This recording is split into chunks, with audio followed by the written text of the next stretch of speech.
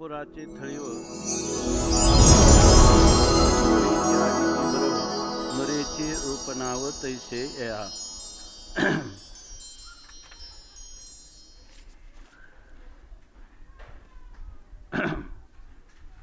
स्फुरत कौस्तुभाल प्रमाणं भवाब्धेरिदं मामकानां नितं भव कराभ्यां धृतो येन तस्मात् विधातुर्वत्सत्यै धृतो नाभिकोशः परब्रह्मलिंगं भजे पांडुरंगम।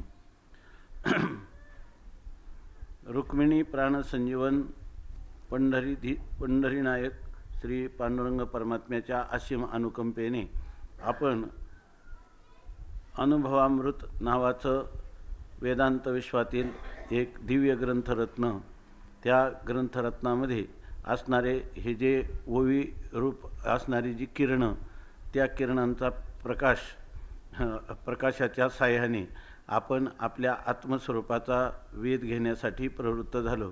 त्यामध्ये आत्तापर्यंत आपण मंगलाचरण प्रथम प्रकरण आणि दुसऱ्या प्रकरणातलं सद्गुरुवंदना प्रकरणातल्या जवळजवळ 41 ओव्या पाहिल्या। आता 42वी ओवी चालू आहे। कापुराचे थळीव नुरवीची आगीची बरव नुरेची रूपनाव तैसे या। श्रीगुरूंचे वंदन करत असताना श्रीगुरू हे सामान्य आणि विशेष या दोन्ही भावांनी विवर्जित आहे।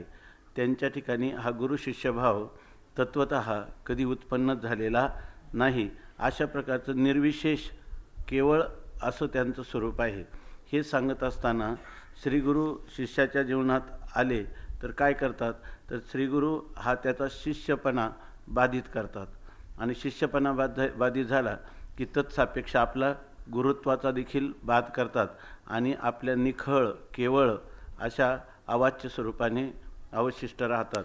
त्यांची उपदेश परंपरेमध्ये जर आपण गेलो तर त्या उपदेश परंपरेमध्ये उपदेशक आणि उपदेश्य असा भाव कधीही राहत नाही। उपदेश आणि उपदेशक भाव विवर्जित असणारं आपलं नित्यसिद्ध स्वयंप्रकाश जे स्वरूप आहे, त्या स्वरूपाशीच शिष्याला तद्रूपता प्राप्त होते, अशी खरी त्यांची परंपरा आहे। त्या परंपरेमध्ये परस्पर राहत नाही, दोन्ही ऐक्य भावाला प्राप्त होतात। हीच गोष्ट सांगत असताना आता दृष्टांताच्या द्वारा सांगतात की कापुराचे थळीव नुरवीची आगीची बरव नुरेची रूपनाव तैसे या। 42 क्रमांकाची ओवी आहे।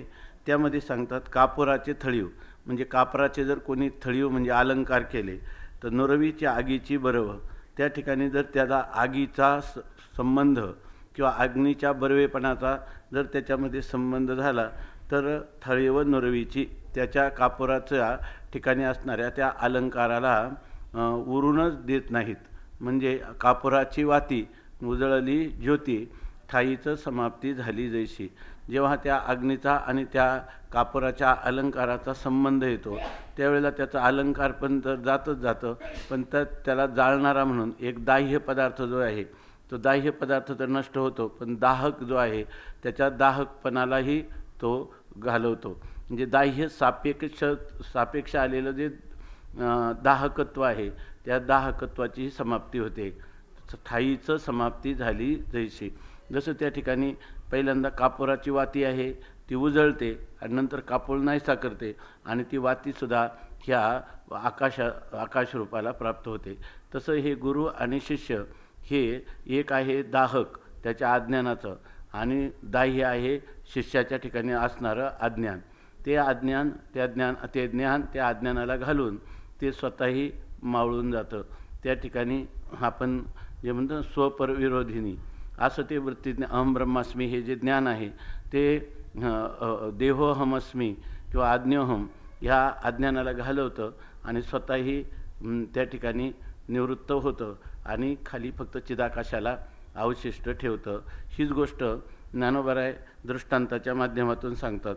तर त्या ठिकाणी कापुराचे थळीव नुरवी आगीची बरव, अग्नीचा असणारा बरवेपणा का शोभा किंवा अग्नीचा संबंध तो या ठिकाणी ज्या वेळेला कापराच्या अलंकाराला समाप्त करतो तेव्हा आपल्या अग्निपणाला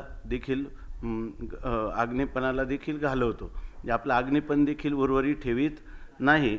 नुरेचे रूपनाम तैसे तया, तसा हा जो शिष्य आहे त्या शिष्य जेव्हा श्रीगुरूंना शरणागत होतो तेव्हा त्या शिष्याचं स्वतःचं रूप आणि नाव हे काहीही राहत नाही. त्याचं रूप नाव राहत नाही. त्याच वेळेला तो श्रीगुरूचंही रूप आणि नाव हे श्रीगुरूंचं रूप आणि नाव हेही घेऊन जातो. म्हणजे जोपर्यंत शिष्याच्या ठिकाणी रूपनाम आहे तोपर्यंत गुरूंच्या ठिकाणी रूपनामाची कल्पना आहे. ते जेव्हा शिष्याच्या रूपनावातला उर्वरित ठेवीत नाही त्यावेळेला श्रीगुरूंच्या ठिकाणी तर मुळातच त्याच्या सापेक्ष आलेलं रूपनाव होतं. मुळात त्यांच्या मूळ स्वरूपात रूपनाव नव्हतंच, नामरूप नव्हतंच. त्यामुळं त्यांच्या स्वतःच्या नामरूपासहित त्या शिष्याच्या नामरूपाची निवृत्ती होते. कापुराच्या पदार्थी, आता टीका आहे. कापुराच्या पदार्थी जाणं दहनी प्रवर्ते होताशन ते अग्निसहित दहन होनी ठाके. लगेच सांगा काही वाटलं तर सरळ अर्थ करताना. कापुराच्या पदार्थी जाणं, कापूर नावाचा जो पदार्थ आहे त्या पदार्थाच्या दहनी, त्याचं दहन करण्यासाठी, कापुराला जाळण्यासाठी हुताशन प्रवर्ते, अग्निप्रवृत्त होतो. तरी अग्निसहित दहन होऊन ठाके. त्यावेळेला काय होतं, केवळ त्या कापुराचंच दहन होतं असं नाही, तर त्या कापुराच्या सहित त्या अग्नीचंही दहन होतं. अग्नीचंही अग्निपण निघून जातं, उर्वरित राहत नाही. ना तरी कापुराची थाळी ती जे अग्निप्रज्वली, इथं अग्निप्रज्वली म्हणजे अग्नी आणि प्रज्वली हे दोन वेगळे शब्द घ्यायला पाहिजे, त्याचा पदच्छेद करायचा. अग्नी आणि प्रज्वली. तई अग्निसहित झाली बोळवण पै. ना तरी अथवा कापुराची थाळी, एखादी कापुराचं पात्र घेतलं, कापराचं केलेलं भांडं घेतलं आणि ते जरी अग्नी प्रज्वली आणि त्या कापराच्या भांड्याला जेव्हा अग्नी जाळतो तरी अग्निसहित झाली बोळवण पै. त्यावेळेला त्या कापराच्या भांड्याची तर बोळवण होतेच, ते तर नष्ट होतंच, पण त्याच्याबरोबर त्याला जाळणारा जो अग्नी, तो अग्नीही निघून जातो. दोहीच्या मिळणी दोही सई झाली आटणी कापुरा ते हरोनी अग्नीही आटे. दोहीच्या मिळणी म्हणजे कापूर आणि अग्नी ह्या दोघांचं मिलन झालं असताना, म्हणजे दोघं एकत्र आले असताना दोहीची आटणी झाली, दोघांची आटणी किंवा दोघांचाही नाश होतो. कापुरा ते मग आगी लागली या कापुरा ना काजळी ना वैश्वानरा उरणे नाही जे विराज्य आपरी. आणि त्याच्या पुढं काय त्या सिद्धांताचे तैसे समूळ अज्ञान जै खाये, ते मूळ अविद्या जै खाये ते ज्ञान. तैसे मूळबिद अविद्या खाये ते ज्ञानही जै बुडवणे जाये. ते नाही किरणो हे आणि न साही असं नाही. सकाळी सांगितले होते नाही काल, नाही किरणो हे ते नाही म्हणता येत नाही आणि असणं सुद्धा त्याला सहन होत नाही. म्हणजे आहे हे नाही हा दोन्ही व्यवहार त्याच्या ठिकाणी राहत नाही असं सांगतात. तेवी आत्मया दोही सई झाली हाटणी कापुरा ते हरोणी अग्नीही आटे. ते कापुराचाही नाश करतो आणि तो अग्निसुद्धा आटून जातो. नाम तो त्या अग्नीचा सुद्धा कापुरासहित आपल्या स्वतःच्या स्वरूपाचाही अग्नी ज्याप्रमाणे निराश करतो किंवा अग्नीचाही निराश होतो. जेव्हा कापूर जळो सरे, जेव्हा कापूर जळो सरे तयाची नाम अग्निपुरे, तयाची नाम अग्निपुरे मग उभया तित उरे आकाश जेवी. मग उभया तित उरे आकाश जे. हे तेवी आत्मयाचे निबोधे हरली नामरूपात्मके द्वंद्वे मग आत्मत्वी केवी नांदे आत्मत्व विशेषो. म्हणता आत्मया इथं आत्मयाचे निबोधे असाही करता येईल आणि आत्मयाचे निबोधे असं केलं तर आणखी चांगलं आहे. इकडे घ्यावं लागतं आत्मयाचे निबोधे म्हणजे आत्म्याचा निश्चेष बोध झाला असताना, निबोध जर घेतला तर म्हणजे यथार्थ आत्म्याचं ज्ञान झालं असताना, किंवा आत्मयाचे निबोधे म्हणजे आत्म्याचा बोध झाला असता. नामरूपात्मिके द्वंद्वे हरली, त्या ठिकाणी नाम आणि रूपात्मक असणारी सर्व द्वंद्व हरतात म्हणजे निरस्त होतात. मग आत्मत्वी केवी नांदे आत्मत्व विशेषो. मग जर नामरूपाच्या सापेक्ष ज्या ठिकाणी आत्मा हा वेगळा आहे, नामरूपरहित आहे आणि त्याच्या ठिकाणी आत्मत्व म्हणून आपण म्हणत होतो, पण जे आत्मत्वी केवी नांदे आत्मत्व विशेषो, जिथं नामरूपात्मक द्वंद्व असले तर तोपर्यंत त्याच्या ठिकाणी आत्मत्व हा विशेष आहे. परंतु जेव्हा नामरूपात्मक द्वंद्व जातात तेव्हा त्याच्या ठिकाणी असणाऱ्या विशेषालाही घेऊन जातात. नामरूपाचा त्याच्या ठिकाणी असणारा आत्मत्व हे ह्या विशेषालाही घेऊन जातात. मग जो केवळ आत्मा राहतो त्या आत्म्याच्या ठिकाणी आत्मत्व हा विशेष कुठं राहतो, एकदा सापेक्षता गेल्यावर निरपेक्ष आत्म्याच्या ठिकाणी आत्मत्व अशा प्रकारचा व्यवहार होत नाही. आगा नामरूपाविहीन जे असणे ते नसोनीचे जाण ते विशेषणा सामान्य चिन्मात्र वस्तू. हे बघा, आगा अहो नामरूपाविहीन ज्याच्या ठिकाणी नामरूपा यांनी विवर्जित जे असणे ते नामरूप विवर्जित असणं जे आहे तर ते नसोनीचे जाणं. ते खऱ्या अर्थाने नामरूप जर नसतीलच, बरोबर ना, नामरूपाच्या सापेक्ष जे नामरूप जे आहेत ते कल्पित आहेत, अनित्य आहेत, बरोबर ना, ते प्रतीती मात्र आहेत असं आपण म्हणत होतो. पण जर नामरूपाचा थोडासा पुसटचा संस्कारसुद्धा जिथं राहिला नाही, ते जे असणं आहे ते नसोनीचे जाणं म्हणजे नामरूपात सापेक्ष नामरूप विवर्जित असणारं ते, बरोबर ना, ते असून नसल्यासारखंच आहे. असून नसल्यासारखं म्हणजे शून्य आहेत असं सांगण्यात तात्पर्य नाही. म्हणजे त्याच्या ठिकाणी नामरूपाचा नामरूप सहित आणि नामरूप रहित असा दोन्ही व्यवहार नसल्यामुळं त्या ठिकाणी त्याचा व्यवहार करायला तिसरा कोणी, त्याचा दुसरा कोणी पदार्थ तिथं नाही का जो तो नामरूप विहीन आहे असंही सांगायला. म्हणून त्या ठिकाणी ते असणे नसोनीचे जाणं ते नसून असल्यासारखं आहे का असून नसल्यासारखं आहे. नसोनी असणे नसोनीचे जाणं म्हणजे ते त्या ठिकाणी नामरूप विवर्जित असा त्याच्या ठिकाणी कुठलाही व्यवहार होत नसताना, बरोबर ना, त्याचा असणं आहे, बरोबर ना. हा व्यवहार तर नाही पण त्याचा असं नाही. तो असून नसल्यासारखा आहे म्हणजे तोही प्रतीती मात्र हे असं नाही. तो प्रतीती स्वरूप आहे परंतु त्याच्या प्रतीती घेणारा मात्र दुसरा कोणी नसल्यामुळं तो असून नसल्यासारखा आहे. म्हणजे हा नामरूपाचा नामरूप सहित किंवा नामरूप विवर्जित असा कोणताही व्यवहार त्या ठिकाणी होत नसल्यामुळं ते म्हणतात की तो काय नसोनी काय असणे ते नसोनीचे जाणं त्याचा असणं ते नसल्यासारखंच आहे. नसल्यासारखंच म्हणजे अव्यवहार्य अशा स्वरूपाचं आहे. ते विशेषण सामान्य त्या ठिकाणी त्याला विशेषही म्हणता येत नाही आणि सामान्य म्हणता येत नाही अशी ती चिन्मात्र वस्तू. असं केवळ नेप्तिमात्र किंवा दृंगमात्र अशी ती चिन्मात्र वस्तू आहे. आत्मा चिन्मात्र निखळ ते येथे निवडावे भाग शुद्ध सबळ तै होनी ठाके केवळ नामरूपात्मकची. आता म्हणतात आत्मा चिन्मात्र निखळ. आत्मा निखल म्हणजे केवळ चिन्मात्र आहे आणि त्या चिन्मात्र आत्म्याच्या ठिकाणी तेथ निवडावे भाग्य शुद्ध सबळ. त्या ठिकाणी आपण म्हणतो ना हे कसं आहे, शबल ब्रह्म आहे आणि हे शुद्ध ब्रह्म आहे असं आपण म्हणतो का. माया उपाधीनं युक्त झालं की त्याला इथं सबळ म्हणतात. सबळ म्हणजे खरं शबल, शबल ब्रह्म, उपाधीनं युक्त ब्रह्म. या शबल शब्दाचा अर्थ आहे शबल आहे की नाही. सबळ शब्दाचा अर्थ काय इथं का म्हणायचं सबल म्हणजे बलवान. हां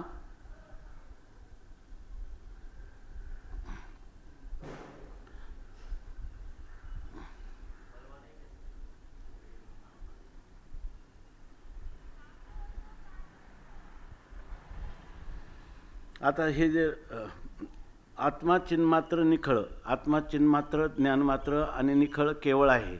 आत्मा अतिरिक्त दुसरा कोणत्याही पदार्थाचं तिथं अस्तित्व म्हणून नाही. असं असताना जर त्या आत्म्याच्या ठिकाणी तुम्ही आत्मा ह्या ज्या आत्मा कसा आहे तर त्याच्या ठिकाणी शुद्ध आणि सबळ, सबळ म्हणजे शबल म्हणजे मायेमुळं उपाधीमुळं त्याला शबलता किंवा कनिष्ठता प्राप्त झाली असा जर भाग निवडावा आणि मग त्या शबल आत्म्याच्या ठिकाणी असणारा उपाधी तिचा परित्याग केल्यावर तो शुद्ध होतो. म्हणजे हा शुद्ध आत्मा आणि हा शबल आत्मा असा जर तुम्ही भेद करायला गेले तर काय झालं, शबल आत्मा नामरूपात्मक आहे आणि त्याच्याहून भिन्न केलेला जो आत्मा आहे तो सुद्धा काय होईल, नामरूपात्मकच आहे असं सिद्ध होईल. म्हणून विशुद्ध आत्मस्वरूप तुमच्या हाताला येणार नाही किंवा तुमच्या बुद्धीवर आरूढ होणार नाही. म्हणून आत्म्याच्या ठिकाणी शुद्ध आणि शबल अशा प्रकारचा कोणता भेदच करता येणार नाही. तेथे आणि जर तुम्ही केला तर होऊन टाके केवळ नामरूपात्मकाचे. तिथं खाली काय होईल, जो केवळ असणारा परमात्मा तो नामरूपात्मक झाल्यासारखा होईल आणि परमात्म्याला तर नामरूप संबंध जाती क्रिया भेद आकाराशीच प्रवादी वस्तूशी नाही. मग त्या शुद्ध वस्तूचं वर्णन होईल का ते म्हणून याच्या ठिकाणी तो केवळ आत्माच इतका निरपेक्ष व्यापक आहे की त्या ठिकाणी शबलत्व आणण्यासाठी कोणत्या उपाधीचं त्या ठिकाणी मुळी सत्ताच नाही, स्वतंत्र सत्तावान अशी कोणती उपाधी नाही की जी उपाधी त्या परमात्म्याला शबलत्व आणते. ती असली तर प्रातिभाषिक आहे आणि ती उपाधी जी आहे त्या दृष्टीनं ही दोन्ही निरुपाधिक आहे. त्या शुद्ध सत्तेचा त्याच्याशी कधीही निकृष्ट सत्तेशी प्रातिभाषिक स्वरूपाशी कधी संबंधच होत नाही. आईशी ये निरुपाधिके जगाची जे जनके ते वंदिली मी या मुळिके देवदेवी अशी स्थिती आहे. तरी आत्मत्वी नामरूप नाही तेथ विशेषता ते काही, म्हणून आत्मबोधे पाही आत्मत्व विशेषही न घडे. आत्मत्वी नामरूप नाही, आत्मस्वरूपाच्या ठिकाणी तर नामरूपाचा संबंधच नाही, मग तेथे विशेषता ते काही. आता तिथं काय विशेषता आहे आत्मस्वरूपाच्या ठिकाणी? आत्मस्वरूपाला विशेष करायचं झालं तर नामरूप संबंध, जाती किंवा क्रिया किंवा भेद यापैकी कशाचा तरी संबंध असला पाहिजे, पण तो तर नाही. त्यामुळं आत्म्याच्या ठिकाणी जर नामरूपाचा संबंधच नाही तर आत्म्याच्या ठिकाणी कोणता विशेष निर्माण होईल? कोणताच विशेष निर्माण होणार नाही. म्हणून या आत्मबोधे पाही, म्हणून आत्मबोधे म्हणजे बोधरूप आत्म्याच्या ठिकाणी, आत्मबोधे म्हणजे आत्मबोधरूप असणारा जो ज्ञानरूप असणारा आत्मा त्याच्या ठिकाणी आत्मत्व विशेषणही न घडे. त्याच्या ठिकाणी आत्मत्व, आत्म्याच्या ठिकाणी आत्मत्व आहे इतरांच्या सापेक्ष, असा कोणताही विशेष किंवा भेद त्याच्या ठिकाणी घडू शकत नाही, सिद्ध होऊ शकत नाही. काजे विशेष सामान्य विहीन आत्मया नाही अहंपण, म्हणून सामान्य सवे जाण विशेषता ही गेली. काजे विशेष सामान्य विहीन, ते कोणताही विशेष का घडत नाही? कारण जे आत्मस्वरूप ते विशेष सामायिक आत्मस्वरूप म्हणजे ज्या सद्गुरूंना वंदना करतात त्या सद्गुरूंचं तात्विक स्वरूप ते अशा प्रकारचं आहे की विशेष सामान्य विहीन, त्या ठिकाणी विशेषही नाही आणि सामान्य ह्या दोघांनी विहीन म्हणजे विवर्जित आहे. आत्मया नाही अहमपण, त्या आत्म्याच्या ठिकाणी जो विशुद्ध स्वरूपातला आत्मा आहे त्याच्या ठिकाणी अहम आत्मा असा आहे का? त्याच्या ठिकाणी अहंता कोणत्याही प्रकारची नाही, म्हणून सामान्य सवे जाणं विशेषताही गेली. जर आत्म्याच्या ठिकाणी जे सामान्य असणाऱ्या आत्म्याला विशेष भाव येण्यासाठी अहंकाराचा जर त्याच्याशी संबंध असता तर विशेष भाव आला असता, पण अहंकाराचा संबंधच नाही. त्यामुळं जर संबंधच होत नाही तर याच्या ठिकाणी विशेषाच्या सापेक्ष आलेलं सामान्यत्वही नाही, सामान्यत्व नाही आणि सामान्याच्या सापेक्ष आलेलं विशेषत्वही त्या ठिकाणी नाही. म्हणून आत्म्याच्या ठिकाणी त्याचं सामान्यत्व जेव्हा सामान्यत्व कधी जातं? अहम गेला की सामान्याचा संबंध, अहम विशेष आहे, तो विशेष गेला की त्याच्या सापेक्ष तुम्ही आत्म्याला काय म्हणत होते? सामान्य म्हणत होते. तर आत्म्याच्या ठिकाणी सामान्यत्वही गेलं आणि त्या सामान्यत्वाबरोबर विशेषत्वही गेलं, किंवा विशेष गेला की तो विशेष काय करतो? आत्म्याच्या ठिकाणी असणाऱ्या सामान्यालाही घेऊन जातो आणि मग सामान्य विशेष भाव विवर्जित असणारं जे सत्सामान्य आहे त्याच्या ठिकाणी सामान्यही नाही आणि विशेषही नाही. मग सामान्य आणि विशेष नसेल, एवं नामरूपाविहीन जयाचे नसोनी चासने जाणं आता येथे वंदन घडे केवी. एवं नामरूपाविहीन, अशा प्रकारे नामरूप विवर्जित असलेलं जयाचे नसोनीचे असणे जाणं, नामरूपाने विवर्जित असणारं, बरोबर ना? मग जयाचे नसोनीचे, जयाचे म्हणजे नामरूपाने सहित ज्याचं नसणं आहे, म्हणजे नामरूपाचा ज्याच्याशी कधीच संबंध नसलेलं ते असणे जाणं, नसोनीचे असणे जाणं. ते नसून म्हणजे नामरूपाशी संबंध नसून त्याचं मूळ शुद्ध स्वरूपात जे असणं आहे, बरोबर ना, त्या असण्याला इथं वंदन घडे केवी. त्या असणाऱ्या मूलभूत स्वरूपाला मला कसं वंदन करता येईल? कारण अहमच त्या ठिकाणी नाही तर त्याचं वंदन कसं करता येईल? काही वाटलं तर लगेच बोलावर का, जरी कोणाला काही कधी कधी काय आहे की आपल्याला कळलेलं आहे याच्यात आणखीन काही भर टाकावा, पण ते तसंच आतमध्ये जिरवून टाकू नका. तिथं जर राहिलं तर सगळ्यांना त्याचा प्रकाश होईल. म्हणून या ठिकाणी सांगतात सगळं सांगत असताना काही एकाच बुद्धीवर सगळं आरूढ होतं, व्यवस्थित त्याचं स्पष्टीकरण होतं असं नाही, प्रयत्न होतो. इथं सांगतात एवं नामरूपाविहीन जयाचे नसोनी चासने जाणं. ते नसून म्हणजे नामरूप विवर्जित असल्यामुळं ते जर काही नामरूपाशी संबंधित नसलेलंच आहे, परंतु नसलेलं आहे, परंतु मग ते नामरूपाशी संबंध नाही म्हणून ते शून्यरूप आहे नाही, अशा प्रकारचं ते अस्थिरूप आहे, सद्रूप आहे, सन्मात्र आहे. आता तेथे वंदन घडे की त्यात सन्मात्र स्वरूपाला कधी वंदन घडणार? कारण सन्मात्र स्वरूप जे आहे त्याच्या अतिरिक्त दुसरा पदार्थच नाही, तर त्याला कोण वंदन करायला सापडणार आहे? त्या ठिकाणी नाही. जेथे निर्धारूची नस आहे, जे की नामरूपात्मक नव्हे, ते वंदनाशी होला हे वंद्य कैसे. जिथं निर्धारूची नस आहे, जे आपल्या स्वस्वरूपाहून वेगळं अशा प्रकारचं ते काही आत्मतत्व आहे, असा त्याचा निर्धारच करता येत नाही. निर्धारूची नस आहे, त्याचा ते आपल्यावरून भिन्न आहे का भिन्न आहे, सद आहे का असत आहे, बरोबर ना. अशा प्रकारचं त्याचा कोणत्याच प्रकारचा निर्धार किंवा निश्चय करता येत नाही.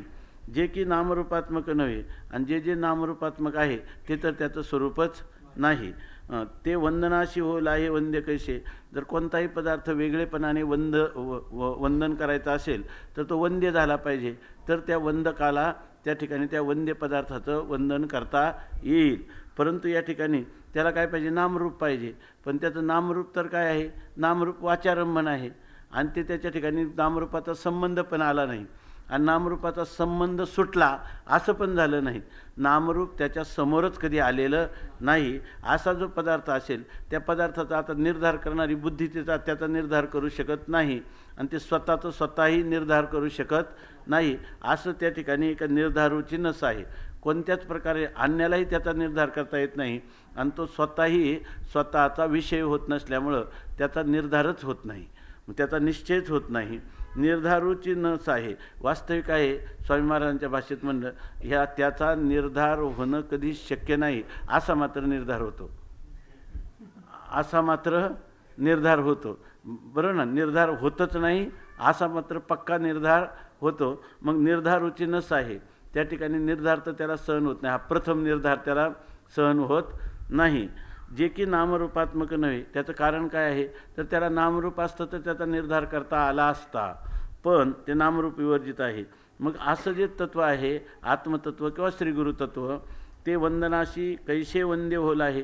ते वंदनाला वंदनीय कशा प्रकारे होईल? अर्थात होणं शक्यच नाही.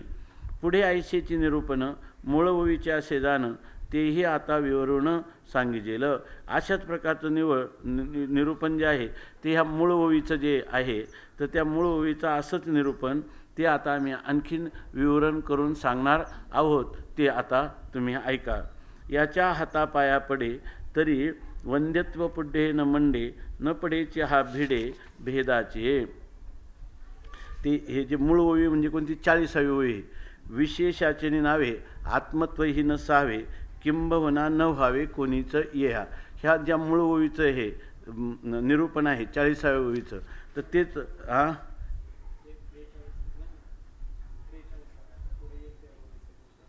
पुढे ऐशेची निरूपण मूळ ओवीचे असे जाणं, तेही आता विवरण सांगितलेलं. म्हणजे ह्याला कोणत्याच प्रकारचं वंदन करता येत नाही. ह्या ओवी ही जे ह्या ओवीमध्ये सांगितलेला, पुढच्या ओवीमध्ये सांगितलेला विषय आहे, त्या विषयाचं आम्ही निरूपण करतो. 40व्या ओवीचा याच्याशी संबंध आहे, पण इथं आता मूळ ओवी म्हणजे जी 43 क्रमांकाची ओवी आहे, ती 43 क्रमांकाच्या ओवीचं ग्रहण करायचं. ती मूळ ओवी आहे, आणि त्या ठिकाणी ते वंदनाला कसे योग्य नाहीत याविषयी निरूपण करून सांगतो. याच्या हातापाया पडे 43 ओवी. याच्या हातापाया पडे तरी वंद्यत्वे पुढे न मंडे, न पडेचे हा भिडे भेदाचे. आता म्हणतात ह्या श्रीगुरूंच्या हातापायाला पडावं, म्हणजे आपण म्हणून त्याच्या पार हातापाया पडलं म्हणजे पुन्हा पुन्हा आपण त्यांची विनवणी करावी. म्हणून आपण जर त्यांच्या हातापाया पडू लागलो तरी वंद्यत्वे पुढे न मंडे, आपलं काही इप्सित पूर्ण करण्यासाठी आपण हातापायाला पडून त्यांना भिडेला बळी पाडू असं म्हणून त्यांना कसं तरी वंदनीयत्व प्रदान करू म्हटलं तर तरीसुद्धा ते वंद्य म्हणून आपल्या पुढं कधीच येत नाहीत. कसं ते सांगतात की याच्या हातापाया पडे, जर यांच्या हातापायाला पडू गेलो तर वंद्यत्वे पुढे न मंडे, ते त्या ठिकाणी वंद्यत्व रूपाने ते आपल्या पुढे कधीच येत नाही. वंदनीय या रूपाने जरी आपण हातापाया पडायला गेलो तरीसुद्धा ते आपल्यासमोर येऊ शकत नाही. नमस्कार करण्यासाठी ते काय नमस्कार्य का नमस्कार्य या रूपाने आपल्या पुढं कधीही येऊ शकत नाही. किंवा नम्य या रूपाने ते आपल्या पुढं, नम्य ना, आपण त्यांना नमन करायला गेलो तर ते नम्य म्हणून आपल्यापुढे येतील, किंवा नमस्कार करायला गेलो तर नमस्कार या रूपाने आपल्यापुढे येतील, असं न म्हणणे असं घडू शकत नाही. कारण का म्हणे, पण खूप हातापाया लोक म्हणतात ना, खूप खूप विनवणी केली तेव्हा तो तयार झाला.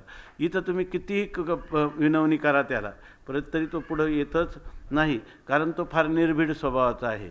न पडे चहा भिडे भेदाचे, तो भेदाच्या भिडेला कधीच बळी पडत नाही, आहे की नाही. म्हणून आपण निर्भीडता श्रीगुरूंची कशी आहे ते सांगतात. कसंही जरी झालं, शिष्य जरी किती म्हटलं की मला नमस्कार करू द्या, इतकंच नाही तर मला वास्तव अभेद आहे आणि कल्पित भेद आहे असं म्हणून तरी मला तुमचं दर्शन करू द्या, असं सुद्धा ते कधीच येत नाही. तो किती जरी म्हटला की कल्पितम द्वैत भक्तीर्थम कल्पितम द्वैतम अद्वैतादपि सुंदरम, तरीसुद्धा यावत जीवो त्रयो वंद्या वेदांत गुरुरीश्वर आदव विद्या प्रसिद्ध्यर्थम. ते म्हणतात अगोदर कदाचित ऐकलं असतं तुझं आदव विद्या प्रसिद्ध्यर्थम, बरोबर आहे ना, पण आता हे कृतज्ञत्व वगैरे निवृत्त करण्यासाठी असेल तर मुळीच नाही. आणि खरं काय आहे, अविद्या खरी विद्या तुला तेव्हाच कळेल की जेव्हा भेदाची जाणीव तू टाकून देशील. त्यामुळं तुझ्या म्हणण्याला दिलं तर याच्यात तुझीच नुकसान आहे की नाही. आणि माझं तुझ्याविषयी इतका आत्मीयत्व आहे का तुझी नुकसान म्हणजे माझीच नुकसान आहे, म्हणून मी तुझ्या भिडेला कधीच बळी पडणार नाही, आहे की नाही. म्हणून सांगतात न पडेची हा भेडे भेदाचे. हां काय बोलायचं बोला. नाही साहित्यिक नाही, साहित्यिक तर काय ह्याच्यामध्ये. याच्या हातापाया पडे तरी वंद्यत्वे न, हा काय बोला. हा त्याचा तुझा उद्धार करायचा आहे ना, त्यामुळं जर भिडेला बळी पडलं तर त्यात तुझी पण हानी आहे. आता माझी कधी हानी होणार नाही, पण आता मी जे भूमिका घेतलेली त्या भूमिकेमध्ये तुझी हानी म्हणजे माझी हानी. कारण तुला मला सांगायचं तू मी काय आहे एक आहे, म्हणजे तुझी हानी म्हणजे कोणाची हानी आहे, माझीच हानी आहे. याच्या हातापाया पडे तरी वंद्यत्वे पुढे न म्हणले, न पडेचे हा भिडे भेदाचे.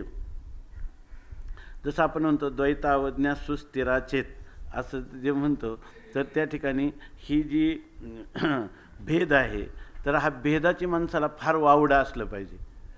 त्यांनी ना त्या गुरूंना भेदाचं काय आहे, वावडं आहे, ॲलर्जी असली पाहिजे की भेद हा शब्द नको. माणूस अजून खरं आपण इतके चिंतनाचा प्रयत्न करतो, पण भेद हा मनुष्याला किंवा द्वंद्व भेद आपण सारखं कीर्तन प्रवचनात पाठात म्हणतो का द्वैताद्वयी भयम भवती. खरं जर द्वैतात भय आहे तर आपल्याला अद्वैत अवस्थानातच अद्वैत स्वरूपातच अवस्थान असावं असंच वाटेल की नाही. ज्या अर्थी आपल्या जीवनात येतकिंचितही भेदाचा विस्तार होत आहे तर अभेदाची आवड आहे असं म्हणता येत नाही. भेदाचा जर संकोच होत चालला तर समजायचं की अभेदाची आवड होत चालली. कोणताच भेद नाही आवडला पाहिजे. कोणताच भेद म्हणजे तुम्ही म्हणाल कल्पित भेद तर सुखावं होतं असं ज्ञानेश्वर महाराजांनी म्हटले, तो ज्ञानेश्वर महाराजांचा आशयच नाही. तो ज्ञानेश्वर महाराजांचा आशय नाही. जिथं म्हटलंय ती भेदाची संगती आहे, जिथं म्हटलंय ती संगती आहे, आवड सांगण्यात तात्पर्य नाही. त्या भेदाला सुद्धा अभेदामध्ये पर्यवसित करतात, तेव्हा तुम्हाला जीवनमुक्तीच्या विलक्षण सुखाचा व्यवहाराची संगती सांगता येते. ते तत्वरूपाने सांगण्यात तात्विक म्हणून सांगण्यात ज्ञानोबरायांचं कधीच तात्पर्य. सगळ्या पूर्वापार ग्रंथाचं अवलोकन केलं, त्यांचं स्वतःचं जीवनचरित्राचं अनुसरण करायचा प्रयत्न केला किंवा जीवन समजून घेण्याचा प्रयत्न केला तर त्याच्यात शिवाजी महाराज ही गोष्ट कधीच येऊ शकत नाही. हे नक्की आहे ना, हे खऱ्यातलं खरं आहे ना. बरं, त्यामुळं तुम्ही काय आनंदे एकांती प्रेमे वसंडत घेऊ अगणित प्रेमसुख अशी काही नाही. याच्या नाना प्रकारे आता ह्याच्यावर टीका सांगतात. बरं ना, ह्याच्या हातापाया पडे तरी वंद्यत्वे पुढे न म्हणले, न पडेचे हा भिडे भेदाचे. स्वामी महाराज तर म्हणायचे किमान तुमच्या टोपीचा कोना जर तुम्ही सरळ करायला पाहत असाल त्याच्यावरूनच आम्हाला कल्पना येते म्हणायचे.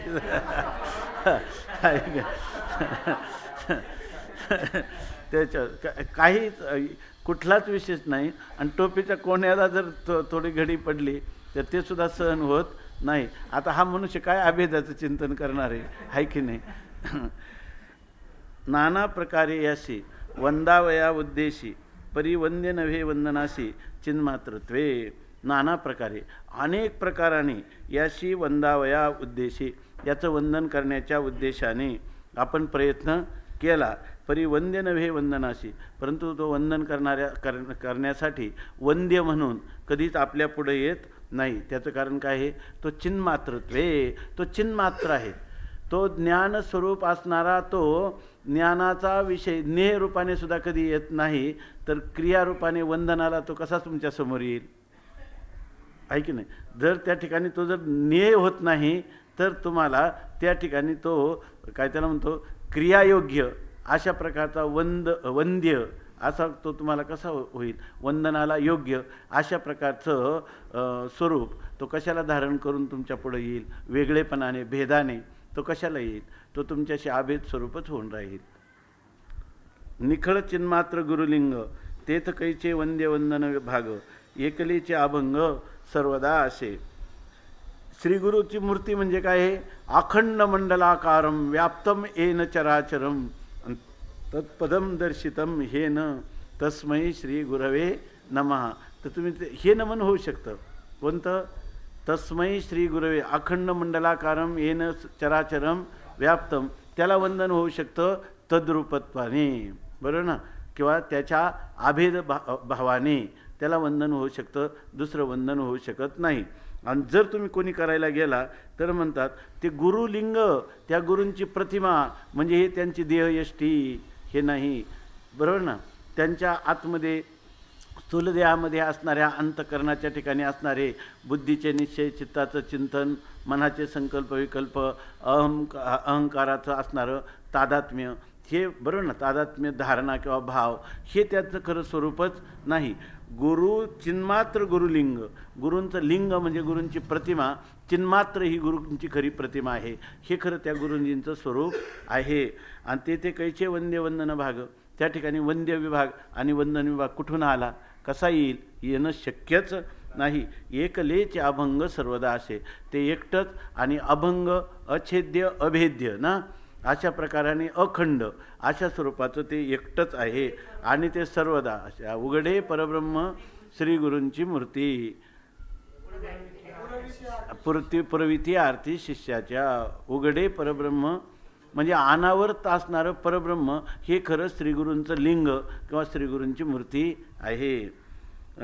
काय होतं की आपल्याला विशेष भावात जेवढा आनंदाची अभिव्यक्ती होते किंवा त्याच्यामध्ये आपल्या ज्या भ्रमातल्या धारणांचं पोषण होतं, त्यामुळं त्या केवळ अद्वैत भावाचं महत्त्व आपल्या बुद्धीवर ठचत नाही, आहे की नाही? इथं काय होतं? सुखाचे व्यवहारी सुखलाभ झाला असं वाटतं. पण काय म्हणजे व्यवहार म्हणजे विशेष भावाला, व्यवहार म्हणजे काय? विशेष भाव आहे का दुसरं काय आहे? त्याच्यामध्ये ज्याच्यामध्ये कार्यकारण भाव असतो किंवा ज्याच्यामध्ये सामान्य विशेष भाव असतो, म्हणजे ज्याच्यामध्ये द्वैत असतं, भेद असतो, त्यालाच काय म्हणतात? व्यवहार म्हणतात, आहे की नाही? म्हणून माणसाला अव्यवहार्य दिशेत जावं वाटत नाही, आहे की नाही? उलट त्याला असं वाटतं की माशी सगळ्या ठिकाणी बसते पण विस्तवावर बसत नाही. जर ह्या अभेद चिन्मात्र स्वरूपामध्ये बुडी दिली तर आपल्या द्वैतातून अभिव्यक्त होणाऱ्या सुखाला आपण कायमचं पारखं होऊ, आहे की नाही? पण हे त्याला वाटत नाही की ह्या सुखापेक्षा हे सुख आहे, हे शब्दाने कळते. ते सुख आहे परोक्ष आहे. कोणतं सुख परोक्ष आहे? अभेदातलं सुख परोक्ष आहे आणि भेदातल्या सुखाचा अपरोक्ष आहे, बरोबर आहे की नाही? नाही, आता इथं जे जोपर्यंत त्याला हे शब्दाच्या द्वारा हे अद्वैत सुखरूप आहे असं म्हणतो, तर ते सुखरूपता त्याला काय आहे? साक्षात असूनही अपरोक्षच असल्यासारखी. कारण जर तसं ती जर अपरोक्ष जर असली तरीसुद्धा अपरोक्ष म्हणजे अव्यवहित वस्तूचं शब्द हा परोक्ष आणि अपरोक्ष दोन्ही ज्ञान करून देतो, आहे की नाही? मग जरी ते त्याला अपरोक्ष असली तरी ते त्याला परोक्षच असल्यासारखे, आहे की नाही? जोपर्यंत त्याला श्रीगुरु कृपेने त्या आपल्या स्वस्वरूपाचा यथार्थ अवबोध झाला नाही तोपर्यंत त्याला द्वैतातल्या सुखाची अनुभूती आणि अद्वैतातलं सुख काय आहे? अननुभूत आहे अजून. त्यामुळे त्याला वाटतं की असं तर नाही व्हावं काय, हे तर गेलं आणि परंचन लभ्यते काय इदन परंच न लभ्यते, इथं असलेलं हेच सुखद्वैतात्मक सोडलं आणि परंच न लभ्यते आणि परत दुसरंही जर मिळालं नाही तर वास्तविक त्याला काय वाटतं, मग हा धोबी का कुत्ता, घर का न घाट का. ज्यांनी वेदांत चिंतन केले ते सुद्धा लोक ह्याच्यातच ह्याच धारणेला धरून बसतात, आहे का नाही. तेल गेलं तूप गेलं असं तर नाही होणार का. हाती धुपाटणे आले असं होतं की नाही. बरं आपल्याला त्याच्याबद्दल काही वाटतही नाही का बा ही स्थिती आपली होते हे आहे का नाही. निखळ चिन्मात्र गुरुलिंग ते तर कैचे वंद्य वंदन विभाग एकलेचे अभंग सर्वदा असे. त्या पतिव्रता माऊलीला साध्वीला कळलं की मला सद्भामरण आलेलं आहे, माझा पती आता गेलेला आहे, पण पती लोकाला जाण्यासाठी ती कशी तुका म्हणे सतीन आग्न न देखे जिया रीती. आपण दररोजच चिंतन करतो, आहे की नाही. तिला वाटतं पतंगाला माहीत आहे की नाही. वास्तविक पतंगाचं आकर्षण आहे ना असं आहे की पतंग दिवा जो नाही, एक अखंडानंद चिंतन दिले, कोणी जर वाचण्यात असलं तर सांगा, मग मला त्याचा भाव थोडा लक्षात आहे. त्यांनी सांगितलं पतंग बरोबर ना, पतंग दिव्यावर जेव्हा झेप घेतो तेव्हा दीप हा पतंगाला मारीत नाही, तो पतंगाला आपल्या स्वरूपात विलीन करून घेतो, आहे की नाही. तो आपल्या स्वरूपात विलीन करून घेतो. ही पतंगाची धारणा आहे आणि म्हणून पतंग जीव द्यायला तयार होतो. तो का म्हणे व्हावे तयापरी धीट आणि पतंग हा नीट दीपासोयी, आहे की नाही. असं सात्विक धैर्य आपल्याला येत नाही आणि म्हणून आपल्याला अद्वैत अनुभूती ही स्थिर होत नाही, आहे की नाही. जरी विचार जरी आपण करत असलो तरी त्या विचारासाठी आपल्या जीवभावाचं पूर्ण निंबलोन करावं अशा प्रकारचं वाटत नाही. आणि आत्तापर्यंत असं कोणालाही प्राप्त झालं नाही का जीवभावाचं निंबलोन केलं नाही आणि तो मात्र स्वरूपाला प्राप्त झाला. म्हणून गुरूंशी त्यांनी काय केलं, प्रेम कल करतात माऊली जीव घेतली या उनी आणि चालो निधीशी साजणे आणि भृत्यवरे स्वामीपणे तेही नव्हे, अशी इथली स्थिती आहे. अशी स्थिती जर व्हायला लागली तर माणूस लगेच म्हणतो, असं जरी असलं, जर एखाद्या शिष्याचा असा भाव व्हायला लागला तर गुरु काय म्हणतील माहिती आहे का, यावत जीव त्रयो वंद्या वेदांत गुरुरीश्वरा. खरोखर जर हे होत असेल तर आपलं जे उद्दिष्ट आहे त्या उद्दिष्टाला तो प्राप्त होतो ना. पण आता आपली भांडी घासील कोण, म्हणून त्या ठिकाणी गोडी आणि शालजोडी अशा प्रकारचा व्यवहार या गुरु शिष्यपणात घडतो. किती निकृष्ट आणि किती लज्जास्पद हा व्यवहार आहे की नाही. गुरूंना कायम अशा प्रकारचं वाटणं हे किती उलट शिष्य वारंवार म्हणायला लागला, बाबा ते महत्त्वाचं नाही. स्वामी महाराज म्हणायचे की पतीची या मता अनुसर्वणी पतिव्रता अनायासे आत्महिता भेटेची का. पतिव्रतेचं खरं हित काय आहे, तिनं पतीची ही बाह्य सेवा करण्यात हित नाही, त्या पतीच्या मनाप्रमाणे त्याची सेवा करीत पतीची या मता अनुसर्वणी पतिव्रता आपल्या आत्मकल्याणाला ती प्राप्त होत असते. त्याप्रमाणे श्रीगुरूंनी केलेली जी आज्ञा आहे त्या आज्ञेचं पालन ही खरी श्रीगुरूंची सेवा आहे. आणि त्यांची आज्ञा कोणती आहे, असं म्हणतात ज्ञानम सर्वत्र सन्मात्रता चिन्मात्रता, याच्या व्यतिरिक्त तू मी वगैरे गुरु शिष्य देवभक्त अशा प्रकारचं कोणतंही द्वंद्व मुळात अस्तित्वातच नाही. हे त्यांची खरा निरोप आहे का नाही. आणि तोच निरोप नाही ऐकायचा आणि मग त्यांच्या पुण्यतिथी साजरी करायची, त्यांचे वाढदिवस साजरे करायचे, त्यांची मंदिरं बांधायचे. ही काही गुरूंची सेवा होऊ शकते का. ही गुरूंची सेवा नाही. त्यासाठी पण एक ओवी आहे, तैसे स्वामीची या मनोभावा न चुकीजे ह्याची परमसेवा येरते गा पांडवा वाणिज्य करणे. माऊली स्वतः सांगतात की नाही, इतर जे आहे ना ते वाणिज्य व्यापार चाललेले आहे की नाही, आदान आणि प्रदान, बरोबर ना, आदान आणि प्रदान याच्यामध्ये. आणि त्याच्यामध्ये पुन्हा ठासून सांगायचं, तद्विधी प्रणिपातेन परिप्रश्नेन सेवया उपदेक्षन्ति ते ज्ञानम ज्ञानीनस तत्वदर्शिना, आहे की नाही. प्रणिपात म्हणजे प्रकर्षेने निपात, अजून शिष्याने मला सर्वस्व दिलं नाही म्हणून तो घेऊन जात नाही. असं जर सत्यत्वाने श्रीगुरू सांगत असतील तर त्या श्रीगुरूंचा उपदेशाने शिष्य कधी फलद्रुपतेला प्राप्त होईल काय, कधी होण्याची सुतराम शक्यता नाही. पण त्यांनी हा विचार करू नये. बरं ना. त्या शिष्याने हा विचार करू नये आणि गुरुनी मात्र हा विचार नित्य त्यांच्याजवळ असलाच पाहिजे. खरे सद्गुरू असतात तर त्यांच्याजवळ असतोच, आहे की नाही. जर ते म्हणतात त्यांचं जे मनोकामना आहे त्याप्रमाणे हे करायचं नाही, नाहीतर त्या स्त्रीसारखं ते तसंच होतं. त्यांनी ते सांगितलं ना, त्या स्त्रीनं पाहिलं की एक पतिव्रता स्त्री आहे, ती घरात कांडण करत असताना मुसळ वर घेतलं तिनं आणि मुसळ वर घेतलं सोडण्यात तेवढ्यात एक तपस्वी त्या ठिकाणी आला. बरोबर ना. तपस्वी आला, मला दृष्टांत काय सांगण्यात चुकला तर पहा. ते मुसळ वर केल्यावर तो हा तिचा पती आला आणि त्या पतीनं पाणी मागितलं. पाणी मागितल्याबरोबर तिनं ते मुसळ हातातलं तसंच वर सोडलं आणि नंतर त्याला पाणी दिलं आणि परत तिथं आली. त्या दुसऱ्या एका स्त्रीनं मुसळ तसंच वर राहिलं. हा सगळा चमत्कार तिनं पाहिला. तिला वाटलं की असं आहे. मग तिनं तिच्या पतीला पण सांगितलं की असं करा, तुम्ही बाहेर जा, मग तिकडून आल्यावर तुम्ही उंबऱ्यात उभे राहून मला पाणी मागा आणि मग मी कांडीत राहीन आणि मग त्यावेळेला मी मुसळ वर सोडून देईल आणि वर सोडलं का मी तुम्हाला पाणी देईल, तोपर्यंत तरंगत राहील. ऐका नाही ते मुसळ. आता ती दररोज त्याचा समाचार घेणारी बिचारी स्वामी महाराज म्हणायचे ती पतिव्रता नव्हती, ती पतिव्रता होती. त्यामुळं तिनं जेव्हा मुसळ सोडलं तेव्हा तिच्या नाकावर पडून नाक तुटलं म्हणायचे. त्याच्यावर ऐकी नाही. तर ही गोष्टी अशा नाहीत, ऐकी नाही. म्हणून म्हणतात की निखळ चिन्मात्र गुरुलिंग तेथ कैचे वंद्य वंदन विभाग. त्या ठिकाणी ही गुरु शिष्य परंपरेची अशी सध्याची गत चालली की नाही. ज्यांच्याजवळ भाव नाही तेच भाव दाखवतात, ज्यांच्याजवळ भाव आहे त्यांचा भाव त्यांना मान्य होत नाही योग्य व्यक्तींचा. म्हणून आहे की नाही, मठ परंपरा, गुरु शिष्य परंपरा, त्यांच्या मालमत्ता त्या जातात कोणाकडून, सेवा होती कोणाच्या द्वारा. याचं कारण काय आहे की तिथं अगदी हा प्रकार जसा पाहिजे, जसा ज्ञानोबरायांना अभिप्रेत आहे तसा जर पाळला तर काही प्रश्नच नाही कुठं, आहे की नाही. ते गुरुनी त्याला, तो म्हणतो मला गुरुनी काय दिलं नाही, काय द्यायची अपेक्षा काय नाही, मला काय द्यायचं ठेवलं आहे, मला सर्व जगाचं अधिष्ठान केलं आहे, परमात्म्याच्यापेक्षा श्रीमंती मला अधिक दिली.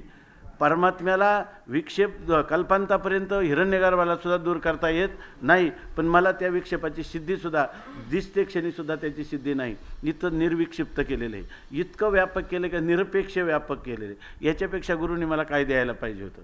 मला आमकं दिलं नाही आणि त्यांच्या ठिकाणी दुजा भाव होता. ह्याला वाव आहे का त्याच्या ठिकाणी. म्हणतो माझ्या गुरुच्या ठिकाणी दुजा भाव, ज्याच्या ठिकाणी अद्वैत भाव नाही त्यांच्या ठिकाणी दुजा भाव कसा काय असेल, ही गुरु काही शिष्याची भूमिका आहे. आणि गुरूंच्या ठिकाणी तर हा विचारच नाही. कोणन कसं आपल्या मत्त परतरम नान्यत किंचित असते, देऊ काय देऊ कोणाला, आहे की नाही. घेऊ काय आणि घेऊ कोणाचं, आहे की नाही. ते ठिकाणी दुसरं हेच नाही, केवळ एकच एकमेवा द्वितीयम ब्रह्म नेह नानास्ती किंचन. ह्या बोधाचं ज्यांनी आनंदाची लयलूट केली ते कशाला म्हणतील पुढं काय आणि मागं काय, आहे की नाही.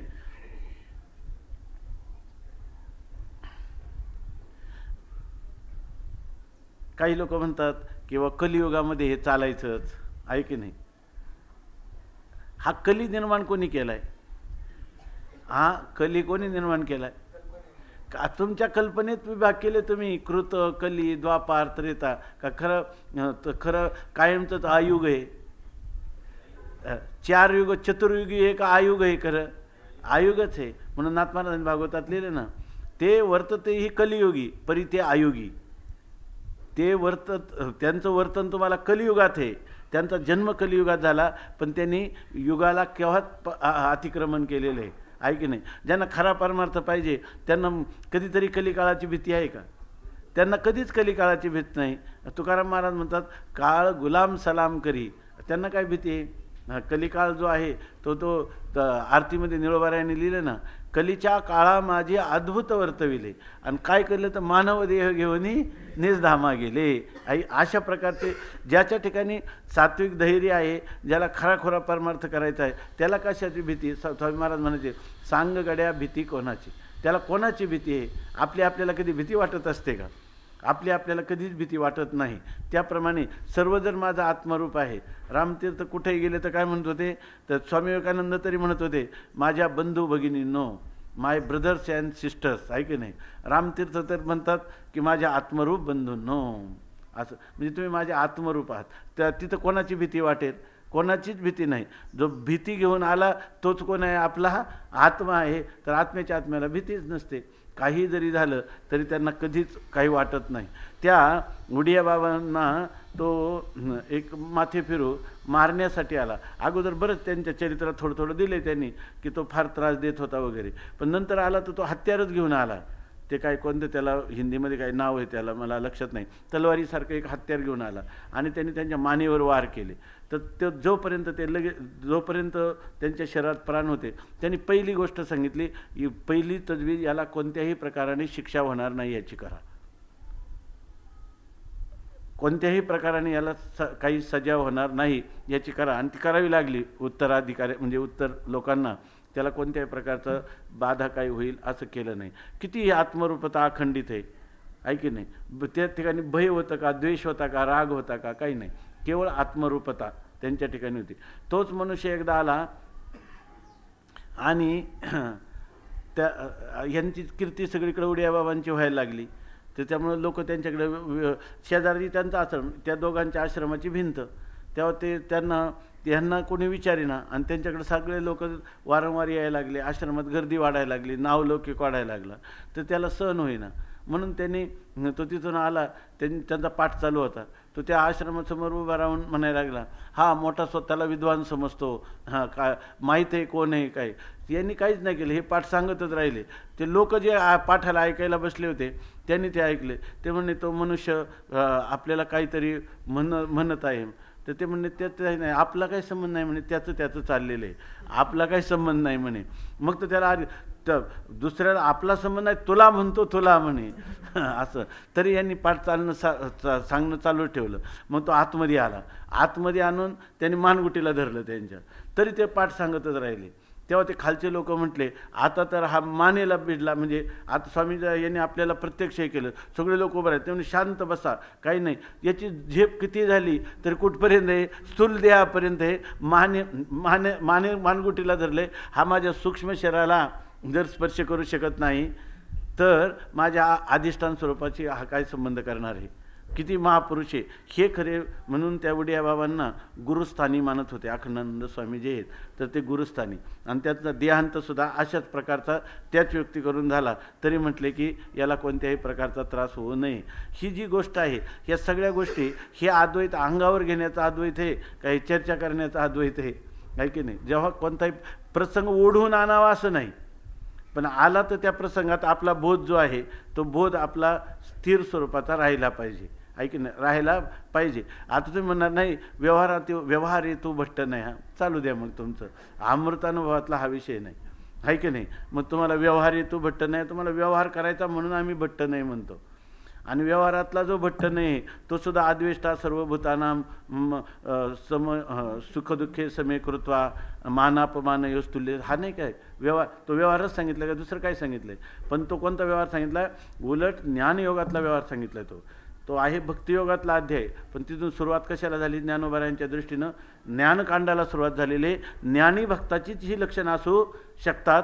दुसऱ्या कोणत्याही द्वैतातला किती उच्च कोटीचा भक्त असला तरी त्याच्या ठिकाणी ही आद्वेष्टा सर्वभूतानां मैत्रः करुणेयवच ही लक्षणं लागू शकत नाही. म्हणून आपण एक दिवस म्हटलं होतं की फारच म्हणायचं झालं तर अमृतानुभवामध्ये असणारं जे अद्वैत वेदांत ज्या पुरुषाला झेपला, बरोबर ना, किंवा जो पुरुष त्याच्यात रंगून गेला तो लोकव्यवहार कसा करणार असा प्रश्न आला. बोललो होतो ना संदीप महाराज की काय करू शकतो तो? की त्याच्या ठिकाणी काय आहे? व्यवहार झाला तर तो प्रेममयच व्यवहार असणार, दुसरा व्यवहार त्याला करूच शकणार नाही. ते इथं इयम आत्मा परानंदान परप्रेमास्पदम यतः असं जेव्हा म्हणतो तेव्हा सर्वम यद अयम आत्मा हा त्याचा बोध आहे की नाही. आणि या बोधात त्याच्याकडून कधीही रागद्वेषाचा व्यवहार घडणं शक्यच नाही. घडत असला तर आपण आपलं परीक्षण करावं. ही पण कांडी लावण्यासाठी दुसऱ्याला नाही, आपणच आपलं परीक्षण करावं की प्रेममय व्यवहार होतो का. आणि प्रेममय व्यवहार जेव्हा होऊ लागतो त्यावेळेला खरा त्याच्या जीवनामध्ये अद्वैत तत्त्वज्ञानाचा विकास झाला. त्याला म्हणायचं चिद्विलास, आहे की नाही. त्याचं काय आहे? हा खरा काय आहे? चिद्विलास. दुसरं समर्थन अनेक प्रकारांनी शास्त्रीय प्रक्रिया घेऊन करता येतं स्वप्नादिकांचा दृष्टांत करून, पण ही गोष्ट काही खरी नाही. खरी गोष्ट तीच आहे की आत्मा आत्मस्वरूपच होऊन राहतो. आत्मा आत्मस्वरूपच असतो, त्याच्या ठिकाणी दुसरा कोणताही द्वैतात्मक भाव केव्हाही निर्माण होतच नाही. ही खरी वस्तुस्थिती आहे की नाही? बरोबर ना? आता सांगतात निखळ चिन्मात्र लिंग तेथे कैचे वंद्य वंदन विभाग. तिथं वंद्य आणि वंदन विभाग आहेच कुठं? एकलेचे अभंग सर्वदा असे. ते एकटंच अभंग आच्छेद्य अभेद्य केवल स्वरूपाने आहे, म्हणून अखंड आहे. म्हणून दृष्टांते सहित पुढेही ऐशेची बोलत ऐकावे दत्तचित्त श्रोते जनिपै. म्हणून दृष्टांतासहित अनेक दृष्टांत घेऊन पुढेही ऐशेची बोलत, आम्ही पुढे असंच बोलत आहोत. श्रोतीजनी दत्तचित्त होणे ऐकावे. सगळ्या श्रोत्यांनी अत्यंत चित्ताचे एकाग्रता करून हा पुढचाही विषय ऐकावा असं म्हणतात. आपणा प्रति रवी उदोन करी जेवी हा वंद्य नव्हे तेवी वंदनाशी पै. तर त्याच्या ठिकाणी हा कसाही जरी वंद्य, तुम्हाला वंद्य व्हायला काय हरकत होतं? बरोबर ना? हा का भिडेला शिष्याच्या बळी पडत नाही असं तुम्हाला जर वाटेल तर ते म्हणतात, तुम्हाला एक उदाहरण सांगतो. रवी आपणाप्रती जेवी उदो न करी. आता आपल्या स्वतः जो सूर्य आहे तो आपल्याला कधीतरी तो आपला उदय करतो का? तुम्ही म्हणा आपला उदय करतो का? आम्हाला तर दररोज काय आहे, आम्हाला तर दररोज सूर्याचा उदय आणि अस्त होता. आणि तुकाराम महाराज कसं काय म्हणतात, अस्त नाही आता एकची मोहरा पासोने अंधारा दुरी झालो, आहे की नाही? असं तर म्हणतात. सूर्य आपला कधीच उदय करत नाही, हे विधानच आपल्याला बरोबर वाटत नाही. पण खरं काय आहे हेच विधान आहे. सूर्य आपल्याला कधीही उदित करीत, सूर्य आपला स्वतःचा कधीही उदय करत नाही. म्हणजे सूर्याच्या दृष्टीने आपल्या ठिकाणी कधीही उदय होत नाही. कारण उदो न करी जेवी, उदय करीत नाही तेवी हा वंदनाशी वंद्य नव्हे तेवी.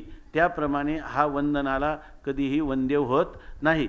त्या वंदकाने बरोबर ना, त्याला वंद्य समजून कितीही वंदन करण्याचा प्रयत्न केला तरी त्या वंद्याच्या वंदकत्वाचा तो कधीही विषय होत, वंदनाचा कधीही विषय होत नाही असं सांगतात. आता इथं काय, सूर्याच्या ठिकाणी आपण उदय होतो आपण पाहतो, पण सूर्याच्या दृष्टीने उदय झाला का? सूर्याला जर कधी अस्त झाला, आपण जेव्हा सूर्यास्त म्हणतो तेव्हा सूर्यप्रकाशमानच आहे ना. रात्रभर आपण म्हणतो का सूर्य अस्ताला गेला, हे आपल्या वाणीतला शब्द आहेत.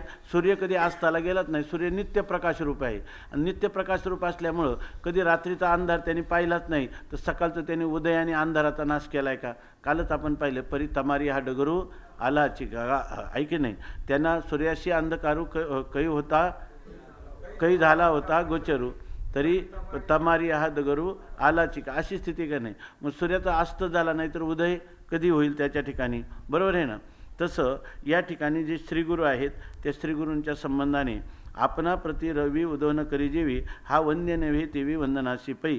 हा किती तुम्ही वंदन करण्याचा प्रयत्न केला तर त्याच्या ठिकाणी वंद्य भावाला तो कधीच प्राप्त होत नाही. जर तो कधी, तो नित्य वंद्य आहे, तो कधी अवंद्य होता आणि मग आता वंद्य झाला असा नाही. नित्य अवंद्यत्व हे त्याचं स्वरूपच आहे. निखळ केवळ तो असल्यामुळं तो कधीही आपल्या स्वतःच्या दृष्टीनं अवंद्य झाला नव्हता, तर आता त्याच्या ठिकाणी तत्सापेक्ष वंद्यत्वाला तो विषय होईलच कसा? होणं मुळात शक्यच नाही. आता सांगतात की सिद्ध उदय जो भास्कर, टीका 44 ओळीवरची टीका. सिद्ध उदय जो भास्कर तेथे कोण कोण उदय जे उदय कर किंवा त्याचा तो प्रकाश कर आयशेही नव्हे. आता दोन प्रकाराने सांगतात. अहो जगाचे अंधे फेडितो, आपण म्हणतो काय ओळी ती स्त्रियेची रावळी सगळे पहिल्यापासून का जगाचे अंधे फेडित स्त्रियेची रावळी उघडीत निघे जैसा भास्वत प्रदक्षिणे. असं ज्ञानेश्वर महाराजांनी लिहिले की नाही? जगाचा अंधे फेडतो, बरोबर. जगाचे काजे जगाचे अंधे फेडितो, स्त्रियेची रावळी उघड. प्रकाशाची मंदिरं खुली करत करत जो भास्कर म्हणजे सूर्य जसा प्रदक्षिणेला निघतो असं वर्णन केले, बरोबर ना? मग जगाचा अंधकार तो निरसन करतो असं आपण म्हणतो. तसं म्हणतात इथं सिद्ध उदय जो भास्कर. सिद्ध उदय म्हणजे सूर्याचा काय आहे? सिद्ध उदय म्हणजे नित्य उदितच आहे, बरोबर ना? नित्य उदय आहे त्याचा.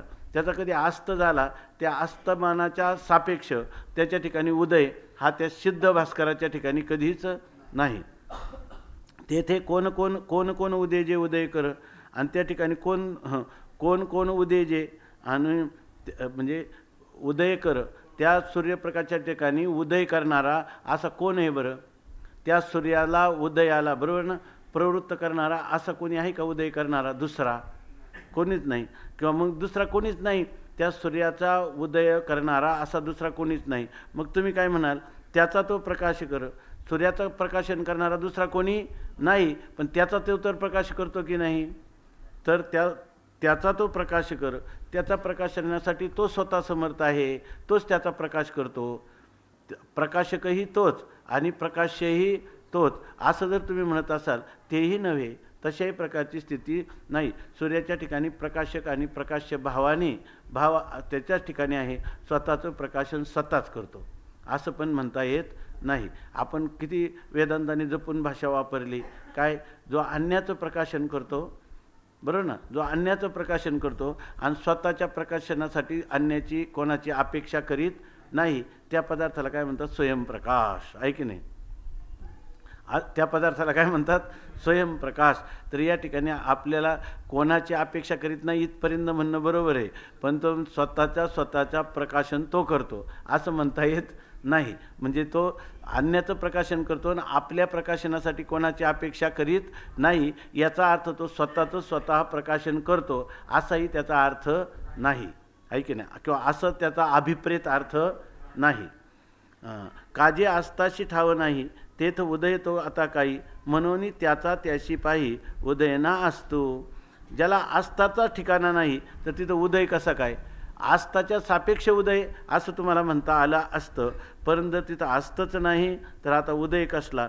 म्हणून त्याचा त्याच्या पायी उदय नसतो. त्याच्या स्वतःच्या दृष्टीनं पाहिलं सूर्याच्या, तर सूर्याच्या ठिकाणी कधी उदयही नाही आणि आस्थही नाही. तेवी निरंतर ज्ञानघन एकाकी परिपूर्ण, आपण नित्यप्राप्त. त्याप्रमाणे हा निरंतर आहे आणि निरंतर कसा आहे? ज्ञानघन आहे. म्हणजे त्याच्या ठिकाणी अज्ञानाचं पटल कधीच आलेलं नाही. अज्ञानरूपी ढग त्या चिदाकाशात कधीच उगवलेलाच उत्पन्न झालेला नाही. मग त्या ठिकाणी तो ज्ञानघन आहे. पुन्हा तो कसा आहे? एकाकी आहे, एकटाच आहे, म्हणजे केवळ आहे. आणि पुन्हा त्याच्या ठिकाणी काही त्रुटी आहे का? परिपूर्ण. तो परितः पूर्ण अशा स्वरूपाचा आहे. आपण नित्यप्राप्त. तो आपल्या स्वरूपाला तरी त्यांनी प्राप्त करून घ्यायचं आहे का? तो आपल्या स्वरूपाला नित्य निरंतर आपलं स्वरूप रूप आहे, म्हणजे त्याला नित्य आपली स्वतःची प्राप्ती आहे. त्या ठिकाणी तो अप्राप्त कधीही होत नाही. आत्म्याला अप्राप्त कधीच नाही. त्यामुळे आत्म्याला आत्म्याची प्राप्ती करायची असं सुद्धा म्हणता येत नाही. तेवी वियोगोची संभवला नाही, आता वंदने काज काही, किंबहुना काही विषय नव्हे. आता म्हणतात जर त्याचा आत्म्याचा जर आपल्याला वियोग झाला असता, आत्म्याचा बरोबर आहे ना, जर वियोग झाला असता तर वियोगाची संभवला नाही. वियोगच कधी झालेला नाही. आपल्या स्वतःच्या स्वरूपाचा आपल्या स्वस्वरूपाचा आपल्याला कधीतरी वियोग होतो का? कधीच वियोग होत नाही. मग त्याचा पुन्हा योग होतो का? का योगही नाही वियोगही नाही, दोन्हीही नाही. विवर्जित नित्य योग आहे आत्म्याचा. आहे की नाही? नित्य संबंध आहे का नित्य स्वरूप आहे? आहे की नाही? त्याचं ते काय नित्य. त्यामुळे ते संबंध असला तर संबंध दुरावला असता, बरोबर ना. तो संबंध झाला असता, पण त्या संबंध होतच नाही त्याला कधी, कारण ते त्याचं स्वतःचं स्वरूपच आहे. वियोगाची संभवला नाही, त्याला जर वियोगच झाला नाही तर वंदने काज काय? आम्ही वंदन कधी केलं असतं? आत्मस्वरूपाचा वियोग आहे, मग आत्मस्वरूपाची आपल्याला प्राप्ती व्हावी म्हणून आपल्या आत्मस्वरूपाचं वंदन करू. पण वंदने काज काय? कधी वियोगच झाला नाही तर योग होण्यासाठी वंदन करायचे का? किंवा योग हेच वंदन आहे अशा प्रकारचा वंदनरूपी योग त्या ठिकाणी करायचा आहे का? संबंध करायचा. युजुर्योगे समाधो. तर त्या ठिकाणी त्याचा योग म्हणजे संबंध ना. तो संबंध काय? त्याच्याशी योग करणं म्हणजे त्याच्याशी संबंध करणं असा पण अर्थ आहे ना. तर हा अर्थ त्या ठिकाणी करायची गरज आहे का? नाही. वंदने काज काही, किंबहुना काही विषय नव्हे. किंवा हा कधीही वंदनाचा विषय होऊ शकत नाही, बरोबर ना. म्हणजे आपण अगोदरच पाहतोय की त्या ठिकाणी विषयी भाव कधीच होत नाही. तो वंदनाचा विषयी पण होत नाही आणि वंदन क्रियेचा तो विषयी पण कधी होत नाही. आता सुखाचे आत्मा तये आत्मत्वी आत्मेविन अनुषीही नाही अनुपन येणे वंद्य व्हावे जाण कोणाप्रती. तर ते म्हणतात आत्मत्वी, त्याच्या आत्मस्वरूपाच्या ठिकाणी. आत्मत्वी म्हणजे त्याच्या मूलभूत आत्मस्वरूपाच्या ठिकाणी आत्मेविन अनुषीही अनुपन नव्हे. त्याच्या मूळ स्वरूपाच्या ठिकाणी अणूला देखील आत्म्या वाचून स्वतंत्र अणुत्व सुद्धा त्याला कधी संभवत नाही. अणू जर म्हटलं तर अणूची सत्ता आली, अणूचं स्फुरण आलं. ते जर आत्माचं स्फुरण सत्ता नसेल तर त्या ठिकाणी असू शकतं का? नाही. मग त्या ठिकाणी तुम्हाला अणू आणि अणुत्व हा वाचारंभन मात्र व्यवहार आहे. वास्तविक तिथं काय आहे? अणूही नाही आणि अणुत्वही आत्मस्वरूपात पाहिलं तर नाहीत. आणि ते पदार्थ पाहिले तर त्या पदार्थांच्या ठिकाणी अणू किंवा अणुत्व हे ज्या अधिष्ठाना वाचून यत्किंचितही स्वतंत्र सिद्ध होत नसेल तर ते पदार्थ अर्थात काय आहे? ते पदार्थांच्या ठिकाणी अणुत्व आहे का ते अणुरूपाने आहेत का ते खरं आत्मरूपानेच आहेत? ते पदार्थ काय आत्मरूपानेच आहेत, आत्मरूपच आहेत का ते पदार्थ नाहीत? ते पदार्थ नाहीत का ते वाचारंभन मात्र आहेत? भासले तर वाचारंभन मात्र आहेत, प्रतीती मात्र आहेत, नाहीतर नाहीतच आहे. आणि मूळ स्वरूपाच्या ठिकाणी नाहीतच आहे, अशी स्थिती आहे की नाही. अनुषी नाही अनुपन येणे वंद्य व्हावे जाणं कोणाप्रती. जर अणूला अनुप्रत नाही तर याने स्वतंत्र रीतीनं, बरोबर आहे ना, त्या शिष्याला वंदनीय कसं व्हावं आहे की नाही. म्हणून त्याने वंद्य व्हावे जाणं कोणाप्रती. कोणाच्या दृष्टीनं त्याने वंदन व्हावं? तुम्ही म्हणाल शिष्याच्या दृष्टीनं. तो शिष्याला वेगळं पाहतोय का?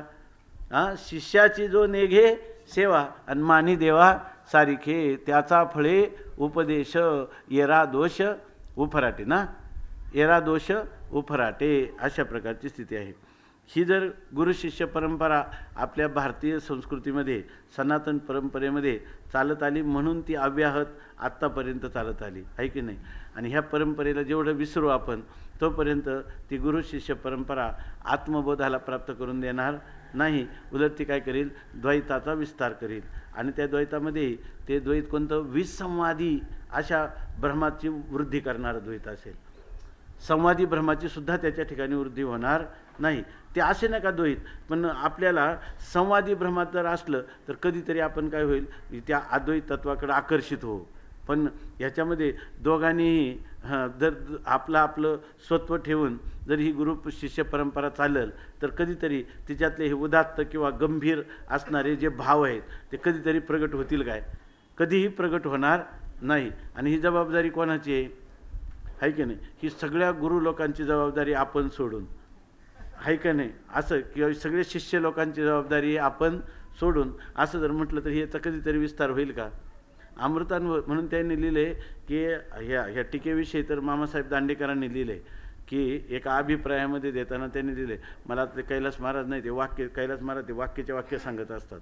तर त्याच्यामध्ये त्यांनी लिहिलं, तुम्ही अमृतानुभवाच्या कित्येक टीका जरी पाहिल्या आणि जर ही शिवकल्याण स्वामींची टीका जर तुम्ही संदर्भ म्हणून चिंतन केली नाही तर एखाद्या गुप्तधन आपलं एखाद्या पेटीमध्ये असलेलं जे गुप्तधन आहे ते कायमचंच गुप्त राहिल्यासारखं आहे. ज्ञानेश्वर महाराजांचा जो भाव आहे तो ज्या अक्षराच्या संदुकेमध्ये सापडलेला आहे तो भाव कायमच कसा राहील? अप्रकट अशा स्वरूपाचा राहील. जर ही नित्यानंद ऐक्य दीपिका टीका जर आपण म्हणजे तिथं जर आपण साह्य घेतलं नाही तर असं त्यांनी लिहिलेलं आहे. आता हे जे महापुरुष लिहितात म्हणजे त्यांच्या मनात किती भाव असेल, मामाने किती अमृतानुभवाचं चिंतन केलं असेल. हे सांगायचे की गुलेबाबा सांगायचे की त्या मामांनी त्यांना सांगितलं, गुरुजी गेल्यानंतर 2 गोष्टी सांगितल्या. ते म्हणायचे की तू अखंड नामस्मरण करत राहा. त्यांनी लिहिलं की गुरुजी गेल्यानंतर माझं मन इतकं उदासीन झाले, मला काहीच साधन भजन कशातच माझं मन लागत नाही. बुवांनी लिहून पत्र दिलं त्यांना. ते माझं त्यांच्यासमोर बोलण्याचं धाडस होईना. ते पुण्याहून येतच होते की मामा, मग तरीसुद्धा त्यांनी पत्र दिलं. मग ते म्हणे मामानी पण मला पत्र दिलं आणि ते नाही म्हणायचे की पेटीत मी ते अजून जपून ठेवलेलं आहे. तर त्यांनी सांगितलं ते म्हणे मला वेदांताने सुद्धा समाधान होत नाही असं सांगितलं. तर सहज सांगतो की त्यांनी असं लिहिलं मामाने त्यांना की हे केवळ वेदांताचे ग्रंथ वाचल्याने अशा प्रकारच्या शोकाचं निवारण होत नसतं. बस म्हणजे हे तुम्हाला जी उदासीनता आली ना, ह्या उदासीनता घालवण्यासाठी तुम्हाला केवळ म्हणजे थोडक्यात काय, केवळ शुष्क कोरडा वेदांत उपयोगाचा पडणार नाही, याच्यासाठी तुम्ही नामस्मरण करत जा असं त्यांना सांगितलं. आणि त्याच्याबरोबर ते म्हणे मला दुसरं साधन सांगितलं की आजानवृक्षाखाली बसून तुम्ही अमृतानुभवाची पारायण करा, म्हणजे मग तुम्हाला हळूहळू या ठिकाणी तुमचं चित्त जे आहे तर ते चित्त स्थिर होईल किंवा तुमचा जो शोक आहे तो शोकमय होईल. तर ते म्हणे मी हे दररोज करतो, अमृतानुभवाचा स्वाध्याय दररोज करतो, पण मी मात्र आजानवृक्षाखाली केला नाही, मी माझ्या खोलीमध्ये स्वाध्याय करतो. नामस्मरण तर आपल्याला सगळ्यांना माहीतच आहे, त्यांचं अखंड नामस्मरण होतं त्याप्रमाणे. परंतु ते पण म्हणायचे काय झालं काय माहीत, पण मला काय अनेक महात्म्यांचा त्याच्यानंतरही ऐकला, अगोदरही ऐकला, पण पहिल्या ओळीचं कोडं काही सुटत नाही असं ते म्हणायचे की आईशी हे निरुपाधिके. मग त्यांना जर म्हटलं का ते भरपूर चिंतन सांगायचे की हे आईशी हे निरुपाधिके, तर याचं चिंतन सांगायचे. ते म्हणे बा मी ऐकलेलं आहे, मी सांगतो, पण मला काय अजून याच्यामध्ये जसं पाहिजे तसं कळलं नाही. ते म्हणायचे गुले बाबा म्हणायचे आईशी हे निरुपाधिके, याच्यावर मला काय जसं पाहिजे तसं कळलं नाही असं म्हणायचे. काय करावं आमचं आधार गुरुजी ते पण गेले असं ते म्हणायचे. तर इथं कशासाठी चाललं होतं, हां, आत्मत्वे आत्मेविन अनुषीही नाही अनुपन येणे वंद्य व्हावे जाण. हा तर अशा प्रकारचा हा अमृतानुभव ग्रंथ आहे की ज्याच्यामध्ये हे गुरु आणि शिष्यपण जे आहे ते वेगळं जर राहून असेल, बरोबर ना, गुरु आणि शिष्यामध्ये भेदाची संकल्पना दृढ करून असेल आणि किती जरी सेवा चाकरी तो शिष्य करत असेल किंवा गुरु घेत असेल तर दोघांनाही नाही. त्यांनी लिहिलं गुरु गुरुपणे बडबडी आणि शिष्य बोधेविन चरफडी. नाथ महाराजांनी लिहिले गुरु गुरुपणाने म्हणतो नाही कळलं तुझ्या बुद्धीवर आरूढ करून देतो, आहे की नाही. तो म्हणतो नाही अजून झालं, आहे की नाही, नाही अजून झालं. तर ते म्हणतात दोघांची चुकामुकी गाढी. जवळ असून दोघांची दररोजच काय झाली, चुकामुक झालेली आहे. नाथ महाराजांनी लिहिलेले अशी आईशी परवडी काय बोधाची, अशी त्या बोधाची तरा होऊन बसते. गुरु गुरुपणाने सांगतच राहतो आणि शिष्य बोधाविन तडफडतच राहतो, ऐक ना. याचं काय करायचं, ह्या दोघांचं द्वैत शिवून त्या अद्वैताचं ज्ञान करायला जातात, आहे की नाही. द्वैत सत्य समजून आपण ह्यांच्या बुद्धीवर आरूढ, शिष्यालाही वाटतं आरूढ करून घेऊ आणि गुरुजींनाही वाटतं अद्वैत आरूढ करून घेऊ. आणि त्याच्या मनात वाटतं की इतक्या वेळा हे खूप तळमळीनं सांगतात, पण होत नाही ज्या अर्थी आपल्याला, त्या अर्थी श्रोत्रियताच आहे का काय यांच्या ठिकाणी, आहे का नाही. उदारता तर दिसते, पुन्हा पुन्हा आपल्या जीवाचं रान करून सांगतात. तर यांच्याच ठिकाणी बहुतेक काय असली पाहिजे, ब्रह्मनिष्ठता नसली पाहिजे. उलट अशा शंकेला काय होतो, वाव होतो, आहे की नाही.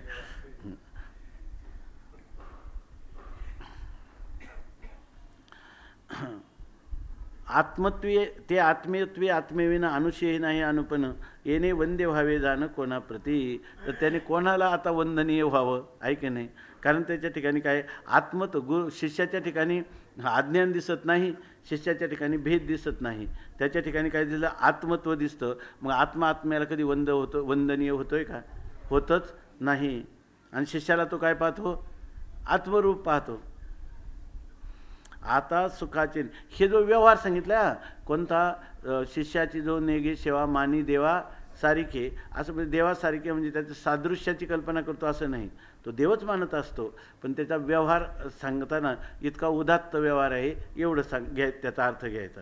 नाही तर देवासारखं म्हणजे देव सदृश्य आहे, ते म्हणजे शबल ब्रह्म त्याला मानतो वगैरे, अशा कल्पना नाही घ्यायच्या इथं. तो आत्मरूपच मानत असतो.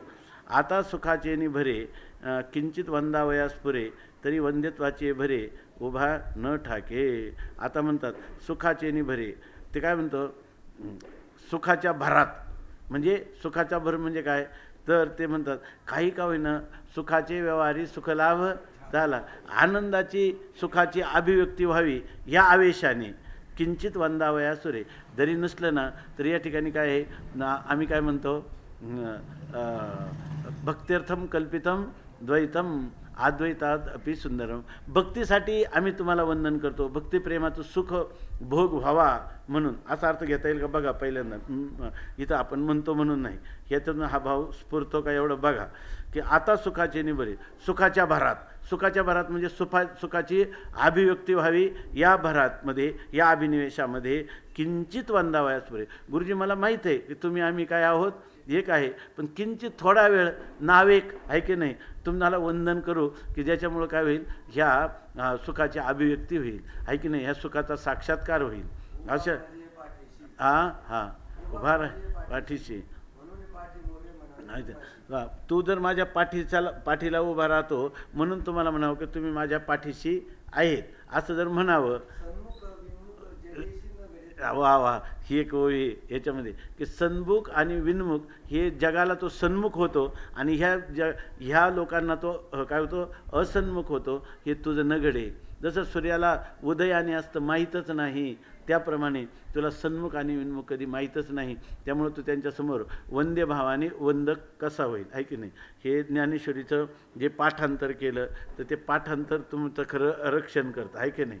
हे एक ओवी जरी आम्हाला एक शब्द आठवला तरी आमचं भाग्य आहे, आणि तुमचा ओवी जर आठवली योग्य वेळेला तर ते परम भाग्य आहे की नाही. केलेल्या सेवेची ही फलद्रुपता आहे की नाहीतर ह्या ओव्या किती 9,000 ओव्या पसरलेल्या आहेत. तुम्हाला पाठ आहेत, आम्हाला काही काही थोड्या माहीत आहे, पण आम्हाला कधीच उपस्थित होणार नाही. हे सेवेचं फल आहे नाही का, दुसरं काय. आता सुखाचे निभरे किंचित वंदावयास परे, तरी वंद्यत्वाच्या भरे उभा न ठाके. तर ते म्हणतात की याला सुखाच्या अभिव्यक्ती होण्यासाठी जरी याला किती वाटलं तरी तो त्याचा वंद्य म्हणून सत्यत्वाने उभा न टाके. त्याला जरी सुखाचा भर असला तरी याला वंद्यत्वाचा भर येत नाही. ऐका नाही, याला वंद्यत्वाचा अभिनिवेश कधीच होत नाही, उभा न ठाके. तो त्याच्यापुढं येतच नाही. त्याला म्हणतो बाबा सामान्यातच सुख आहे, सामान्यच सुखरूप आहे, विशेषात सुख कधीच नाही.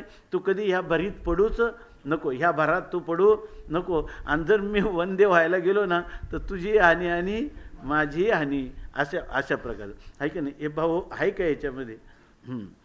जेवी पड शब्देशी वाद करिता जो उठे भेद, तो भेदची निर्द्वंद्व निमाला ठाई.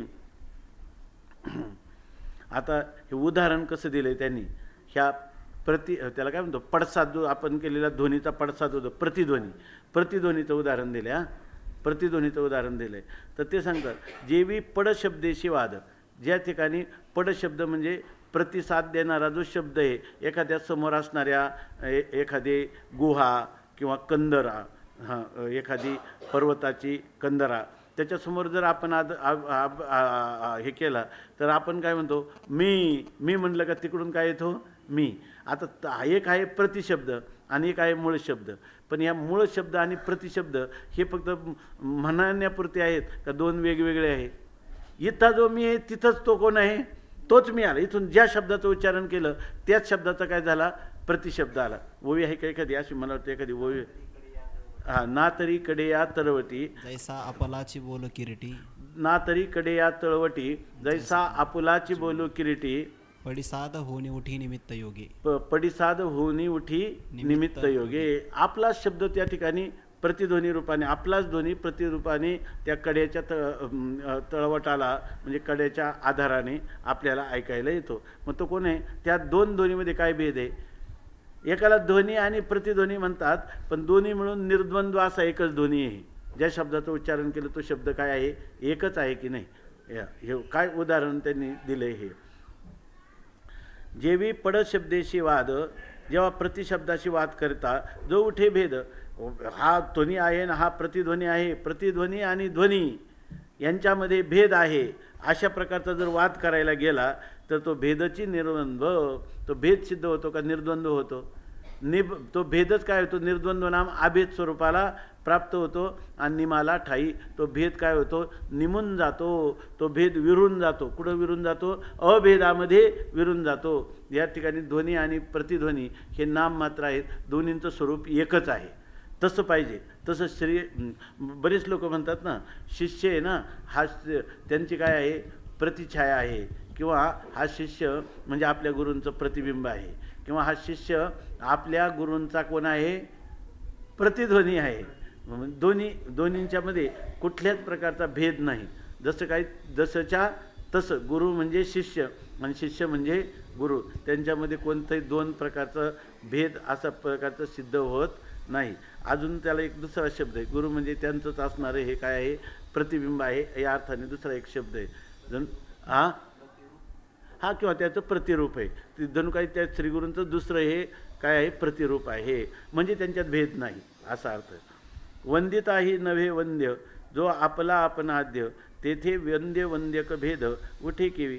वंदिताही वंद्य नव्हे, किती तुम्ही वंदन करायला गेले, म्हणजे श्रीगुरूंचं खरं कर्तव्य काय आहे, शिष्याला या बोधाला, आपण ज्या बोधावर आरूढ आहोत त्या बोधाला प्राप्त करून देणं, ऐक, हे त्यांचं काय परम कर्तव्य आहे, ऐक नाही. आणि शिष्याचं परम कर्तव्य काय आहे, शिष्याचं परम कर्तव्य, मी आता एकदा तुमच्या सांभाळी लागलो, आता तुम्ही सगळं पहा, आहे की नाही, असं म्हणणे का आपल्याजवळ त्याला त्याची काही जबाबदारी आहे. त्याच्या जीवनामध्ये प्रयत्नाची पराकाष्ठा करणं, बरोबर ना, आणि पराकाष्ठापूर्वक त्यांनी सर्व समर्पण केल्यानंतरही जर होत नसेल, बरोबर आहे ना, तर त्या ठिकाणी तो श्रीगुरूंना माझी आता पराकाष्ठा झाली, माझं याच्या पुढं नाही, माझ्या ठिकाणी या प्रतिबंध निवृत्तीची साधनं मी करतो तरीसुद्धा नाही. मग अशा वेळेला गुरुजी मात्र त्याला यम वै एष ऋणते तेन लभ्या, आहे की नाही, अशा प्रकारचं तो म्हणतो की मी सगळेच माझे उपाय थकले, माझ्याजवळ काहीच नाही. त्यावेळेला श्रीगुरू त्याला योग्य अशा प्रकारचा उपदेश देऊन आपल्या स्वरूपामध्ये त्याला स्थिर करू शकतात, आहे की नाही. पण इथं तुम्ही म्हणाल का ही सगळी गुरूंची जबाबदारी आहे, शिष्याचं काही नाही, असं नाही. शिष्याची सुद्धा प्रयत्नाची पराकाष्ठा जर असेल आणि तिथं जर त्याचं कुठं काही त्रुटी जी थोडं पडलं असेल, ते गुरुजी त्याला कोणत्याही प्रकाराने म्हणजे फार शक्तिपात देऊन का होईना पण त्यांचं पूर्ण करणं हे त्यांचं काय आहे, परम कर्तव्य आहे. ह्या विवेकानंदांनी रामकृष्ण परमहंसांच्या विषयी त्यांच्या अंतःकरणात काही संशय होते आणि ते संशय आपण नेहमी सांगत असतो की अनेक वेळा त्यांना आले, विवेकानंदांना आले, त्यांच्या जीवनकालातही आले आणि मृत्यूनंतरच्याही काळात आले. म्हणून ते नाशिकला इथे कोण पवारी बाबा होते त्यांच्यापर्यंत आले, ते एक भगुरी बाबा का काहीतरी होते त्यांना पण भेटले, आहे ना. तर अशा प्रकारचे त्यांच्या जीवनचरित्रात लिहिलं. इतकंच नाही, यांच्याविषयीची शेवटची त्यांना जी शंका होती ते जेव्हा कन्याकुमारीला पोहून गेले त्या शिलेवर, तर त्यावेळेला रामकृष्ण परमहंसांनी त्यांना पूर्णपणे दर्शन दिलं आणि निर्विकल्प समाधी जो त्यांना अभिप्रेत होता तोही प्राप्त करून दिला. आणि एवढंच नाही तर आपले जीवन कार्य काय करायचं होतं याच्याविषयी मार्गदर्शन करून दिलं. आणि पुन्हा त्यांना हे पण सांगितलं की तुम्हाला इतका विक्षेप ठेवलेला आहे नियतीनं की या ठिकाणी तुम्ही एवढे मोठे अद्वैत वेदांती असून तुम्हाला अद्वैत वेदांताची आनंदाची अभिव्यक्ती तुम्हाला होणार नाही. आणि ज्या दिवशी तुम्हाला ही आनंदाची अभिव्यक्ती होईल त्या दिवशी तुम्ही ह्या पृथ्वीतलावर राहणार नाहीत. म्हणून त्यांचे कोणी हे सतीजी महाराजांना माहीत असेल का, मला नाव लक्षात नाही, त्यांना जेव्हा जाण्याच्या आधी ते किती जुलै, मला वाटतं का 1 जुलै का 2 जुलै 1902, त्या आदल्या रात्री त्यांच्या शिष्यांनी त्यांना विचारलं की रामकृष्ण परमहंस नेहमी म्हणायचे हा नरेंद्र आहे ना, हा सगळ्या जगाला मुक्त करीत हिंडेल पण याला आपल्या स्वरूपाचा परिचय आहे ना तो त्याला कधी भोगायला मिळणार नाही. कारण का, तर ते म्हणे त्याला तसा विक्षेपच ठेवलेला आहे. तो सप्त ऋषीमधला एक ऋषी आहे, परंतु स्वतः विक्षेप घेऊन जगाला मुक्त करण्यासाठी हा पुरुष आलेला आहे. त्याला ज्या दिवशी आपल्या स्वरूपाचा बोध होईल त्या दिवशी हा इथं राहणार नाही. म्हणून त्या लोकांनी हे ऐकलेलं होतं रामकृष्ण परमहंसांच्या इतर शिष्यांनी, त्यांच्या गुरुबंधूंनी. म्हणून ज्या वेळेला त्यांना त्रास होत होता, बराच त्यांना त्रास होता, मधुमेहाचा त्रास होता, संधिवाताचा त्रास होता, आणि मग शेवटच्या वेळेला त्याने आदल्या रात्री त्यांना ते फारच विकलांग झाल्यासारखे वाटले. म्हणून त्यांना वाटलं आता स्वामीजी राहतील की नाही. म्हणून त्यांनी स्वामीजींना विचारलं, स्वामीजी खरं तुमचं वास्तव जे स्वरूप आहे, तुम्ही जे तुमचं स्वरूप आहे त्या स्वरूपाची तुमची ओळख झाली ना, त्यात तुम्ही आपल्याला ओळखलं ना आता. तर स्वामीजीने फक्त मान हलवली की मी म्हणजे माझ्या स्वरूपाचं मला ओळख आहे असं म्हणलं. दुसऱ्या दिवशी सकाळी त्यांनी देह ठेवला. आपलं चिंतन याच्यासाठी चाललं की रामकृष्ण परमहंसांनी किती पाठपुरावा केला. ज्यांच्या गुरुत्वाविषयी संशय विवेकानंदांना अंतःकरणात निर्माण झाला पण रामकृष्णांनी त्यांना सोडलं नाही. रामकृष्णांनी त्यांना शेवटच्या क्षणात, बघा ना, ज्यांना निर्विकल्प 3 दिवसाचा समाधी दिला तरी पण सांगितलं की अरे बाबा तुझं जीवन अशा प्रकारचं आहे, तुला विक्षेप राहणार आहे. ज्या वेळेला प्रथम दीक्षा त्यांना निर्विकल्प समाधीची शक्तिपात दीक्षा त्यांनी दिली मस्तकावर हात ठेवल्याबरोबर, त्यावेळेला सुद्धा ते समाधीतून जेव्हा त्यांचं उत्थान झालं ते म्हणायला लागले परत तसं करा. ते म्हणे नाही, आता काय केलेलं आहे, कुलूप लावलेलं आहे आणि चावी आमच्याजवळ आहे. आता तुला हे जेव्हा योग्य वेळ येईल तेव्हाच. आणि ती आयुष्यात त्यांना 2च वेळेला दाखवली, पण त्या गुरुजींनी त्यांना सोडलं नाही. अशा प्रकारे जर हे आपलं काय हा गुरु शिष्य संबंध विपाये नांदे, माऊलीने 18व्या अध्यायात म्हटले ना का 11व्या अध्यायात हा तो तिथे जरा वेगळ्या भावात म्हटलेले. अशा प्रकारचा हा गुरु शिष्य संबंध हा जर पाहिला तर हा खरोखर विपाये कदाचितच कुठंतरी सापडतो की या ठिकाणी गुरूंनी एकदा त्याचा अंगीकार केल्यानंतर त्याचं निर्वाणापर्यंत त्याच्या बोधाला प्राप्त होईपर्यंत गुरूंनी त्याला मार्गदर्शन करीत राहणं. काही लोकांना असं वाटतं की आपले काल एकांनी सांगितलं, काल आले होते एक जण, तर ते इतके रडायला लागले आणि ते म्हणायला लागले की आमचे गुरु गेले आणि त्याच्यापासून काय झालं, आता मला ह्या संप्रदायाविषयी ते निरंकारी बाबा आहे ना त्यांच्या परंपरेतले होते, कोणत्याही परंपरेतले असो त्याचं काही नाही, पण त्याच्यानंतरचं जे काही पुढचं आहे तर ते आता आम्हाला आमचा मार्गदर्शकच हरपला, त्यामुळं आम्हाला आता एकदम पोरकं झाल्यासारखं वाटतं, नेमकं काय करावं. आमचं साध्य आम्हाला प्राप्त व्हायच्या अगोदरच ते गेले. त्यामुळं कोणी होते का रवी महाराज, कोणी तर ते म्हटले होते ना तुम्ही, तर त्यामुळं काय म्हटले की आता आम्हाला पोरके झालं, तुम्ही होते ना, तर असं ते म्हणायला लागले. आता गुरुचं स्वरूप जर तात्विक हे जर ऐकलं असलं तर माणसाला शंका येईल का. आणि त्या गुरुने जर त्यांना आत्मतत्वाचं कथन केलं असेल तरी त्यांना शंका येईल का. त्यांना शंका येणं शक्यच नाही, आहे की नाही. गुरु काय मरका गुरु रडका केला आणि दोघांचा बोध वाया गेला अशी स्थिती आहे की नाही. म्हणून या ठिकाणी आपलं जे तत्व आहे हे जर थोडक्यात काय, जर श्रवणाच्या द्वारा आपल्या आत्मतत्व श्रीगुरूंनी आपल्याला समजावून सांगितलं असेल तर या शंका येण्याला वाव आहे का, कुठं कोणत्याच प्रकारचा वाव नाही. म्हणून श्रीगुरु तत्व असं नाही का ते आमचे गुरु आमच्या आधी गेले. स्वामी महाराजांना मी म्हटलं तुम्ही गेल्यावर काय, ते म्हणे मी कुठं जात असतो का म्हणे ह्याच्यामध्ये, मी तुम्हाला पुढं घालून मग जाईन म्हणले. ऐक नाही, महापुरुष आपल्याला मर्क जर समजत असतील तर काय उपयोग आहे. त्याच्या ठिकाणी मर्त्यत्व नाही, हा अमृत अनुभव आहे, या अनुभव अमृत आहे. याच्यामध्ये जर तुम्हाला जर स्थित करून दिलं किंवा तुमची मूळ स्वरूप स्थितीची ओळख करून दिली तर काय आहे त्या ठिकाणी, ओळखारे वस्तू सांडारे कल्पना नका आडराणा जाऊ जनी, जनी झालं कोठे बुडवालं हित. आणि काय क्षेपक अभंग आहे तुकोबारायांचा, पण खूप गोड अभंग आहे. बालयोगी महाराज याच्यावर कीर्तन करायचे तर सांगतात, जेवी पड शब्देशी वाद करिता जेवी पड शब्देशी वाद करिता उठे जो भेद, तो भेदची निर्द्वंद्व निमाला ठाई. त्या ठिकाणी भेद जो आहे तो आपल्या ठिकाणीच काय झाला, निमाला नष्ट झाला, अभेद स्वरूपाशी एकरूप झाला. वंदिताही नवे वंद्य, तो वंदन करायला गेलं तर तो वंद्य नाही. जो आपला आपण आद्य तेथे वंद्य वदक भेद उठे केवी. आपला आपण आद्य, तो आद्य कोण आहे, आद्य म्हणजे सर्वात मूलभूत तोच तो आहे, आपला आपणच आहे, तो आपला आपणच आद्य आहे. जर आद्य जर तो आपला आपणच आहे मूलभूत तर त्या ठिकाणी दुसरा पदार्थच नाही, ते तर वंद्य वंदक भेद उठे केवी. त्या ठिकाणी वंद्य वंदक भेद हा निर्माण होईलच कसा, आहे की नाही. अशा प्रकारची स्थिती आहे. ते म्हणतात मग त्याला जर आपला आपण आहे तर त्यांनी समजा नाही शिष्याला वंद्य झाला, आपला आपल्याला तरी विषय होईल ना, आपला आपल्याला तरी वंदन होऊ शकतं का, तर ते आपलं आपल्यालाही वंदन होऊ शकत नाही. म्हणून 45मध्ये सांगतात का समोरपण आपले न लाई जे काही केले तैसे वंद्यत्व घातले हिरोनी येणे. झालं शिष्याला वंदनीय होत नसला पण आपल्याला तर वंदनाचा विषय होतो की नाही, तर माऊली म्हणतात तसंही होत नाही.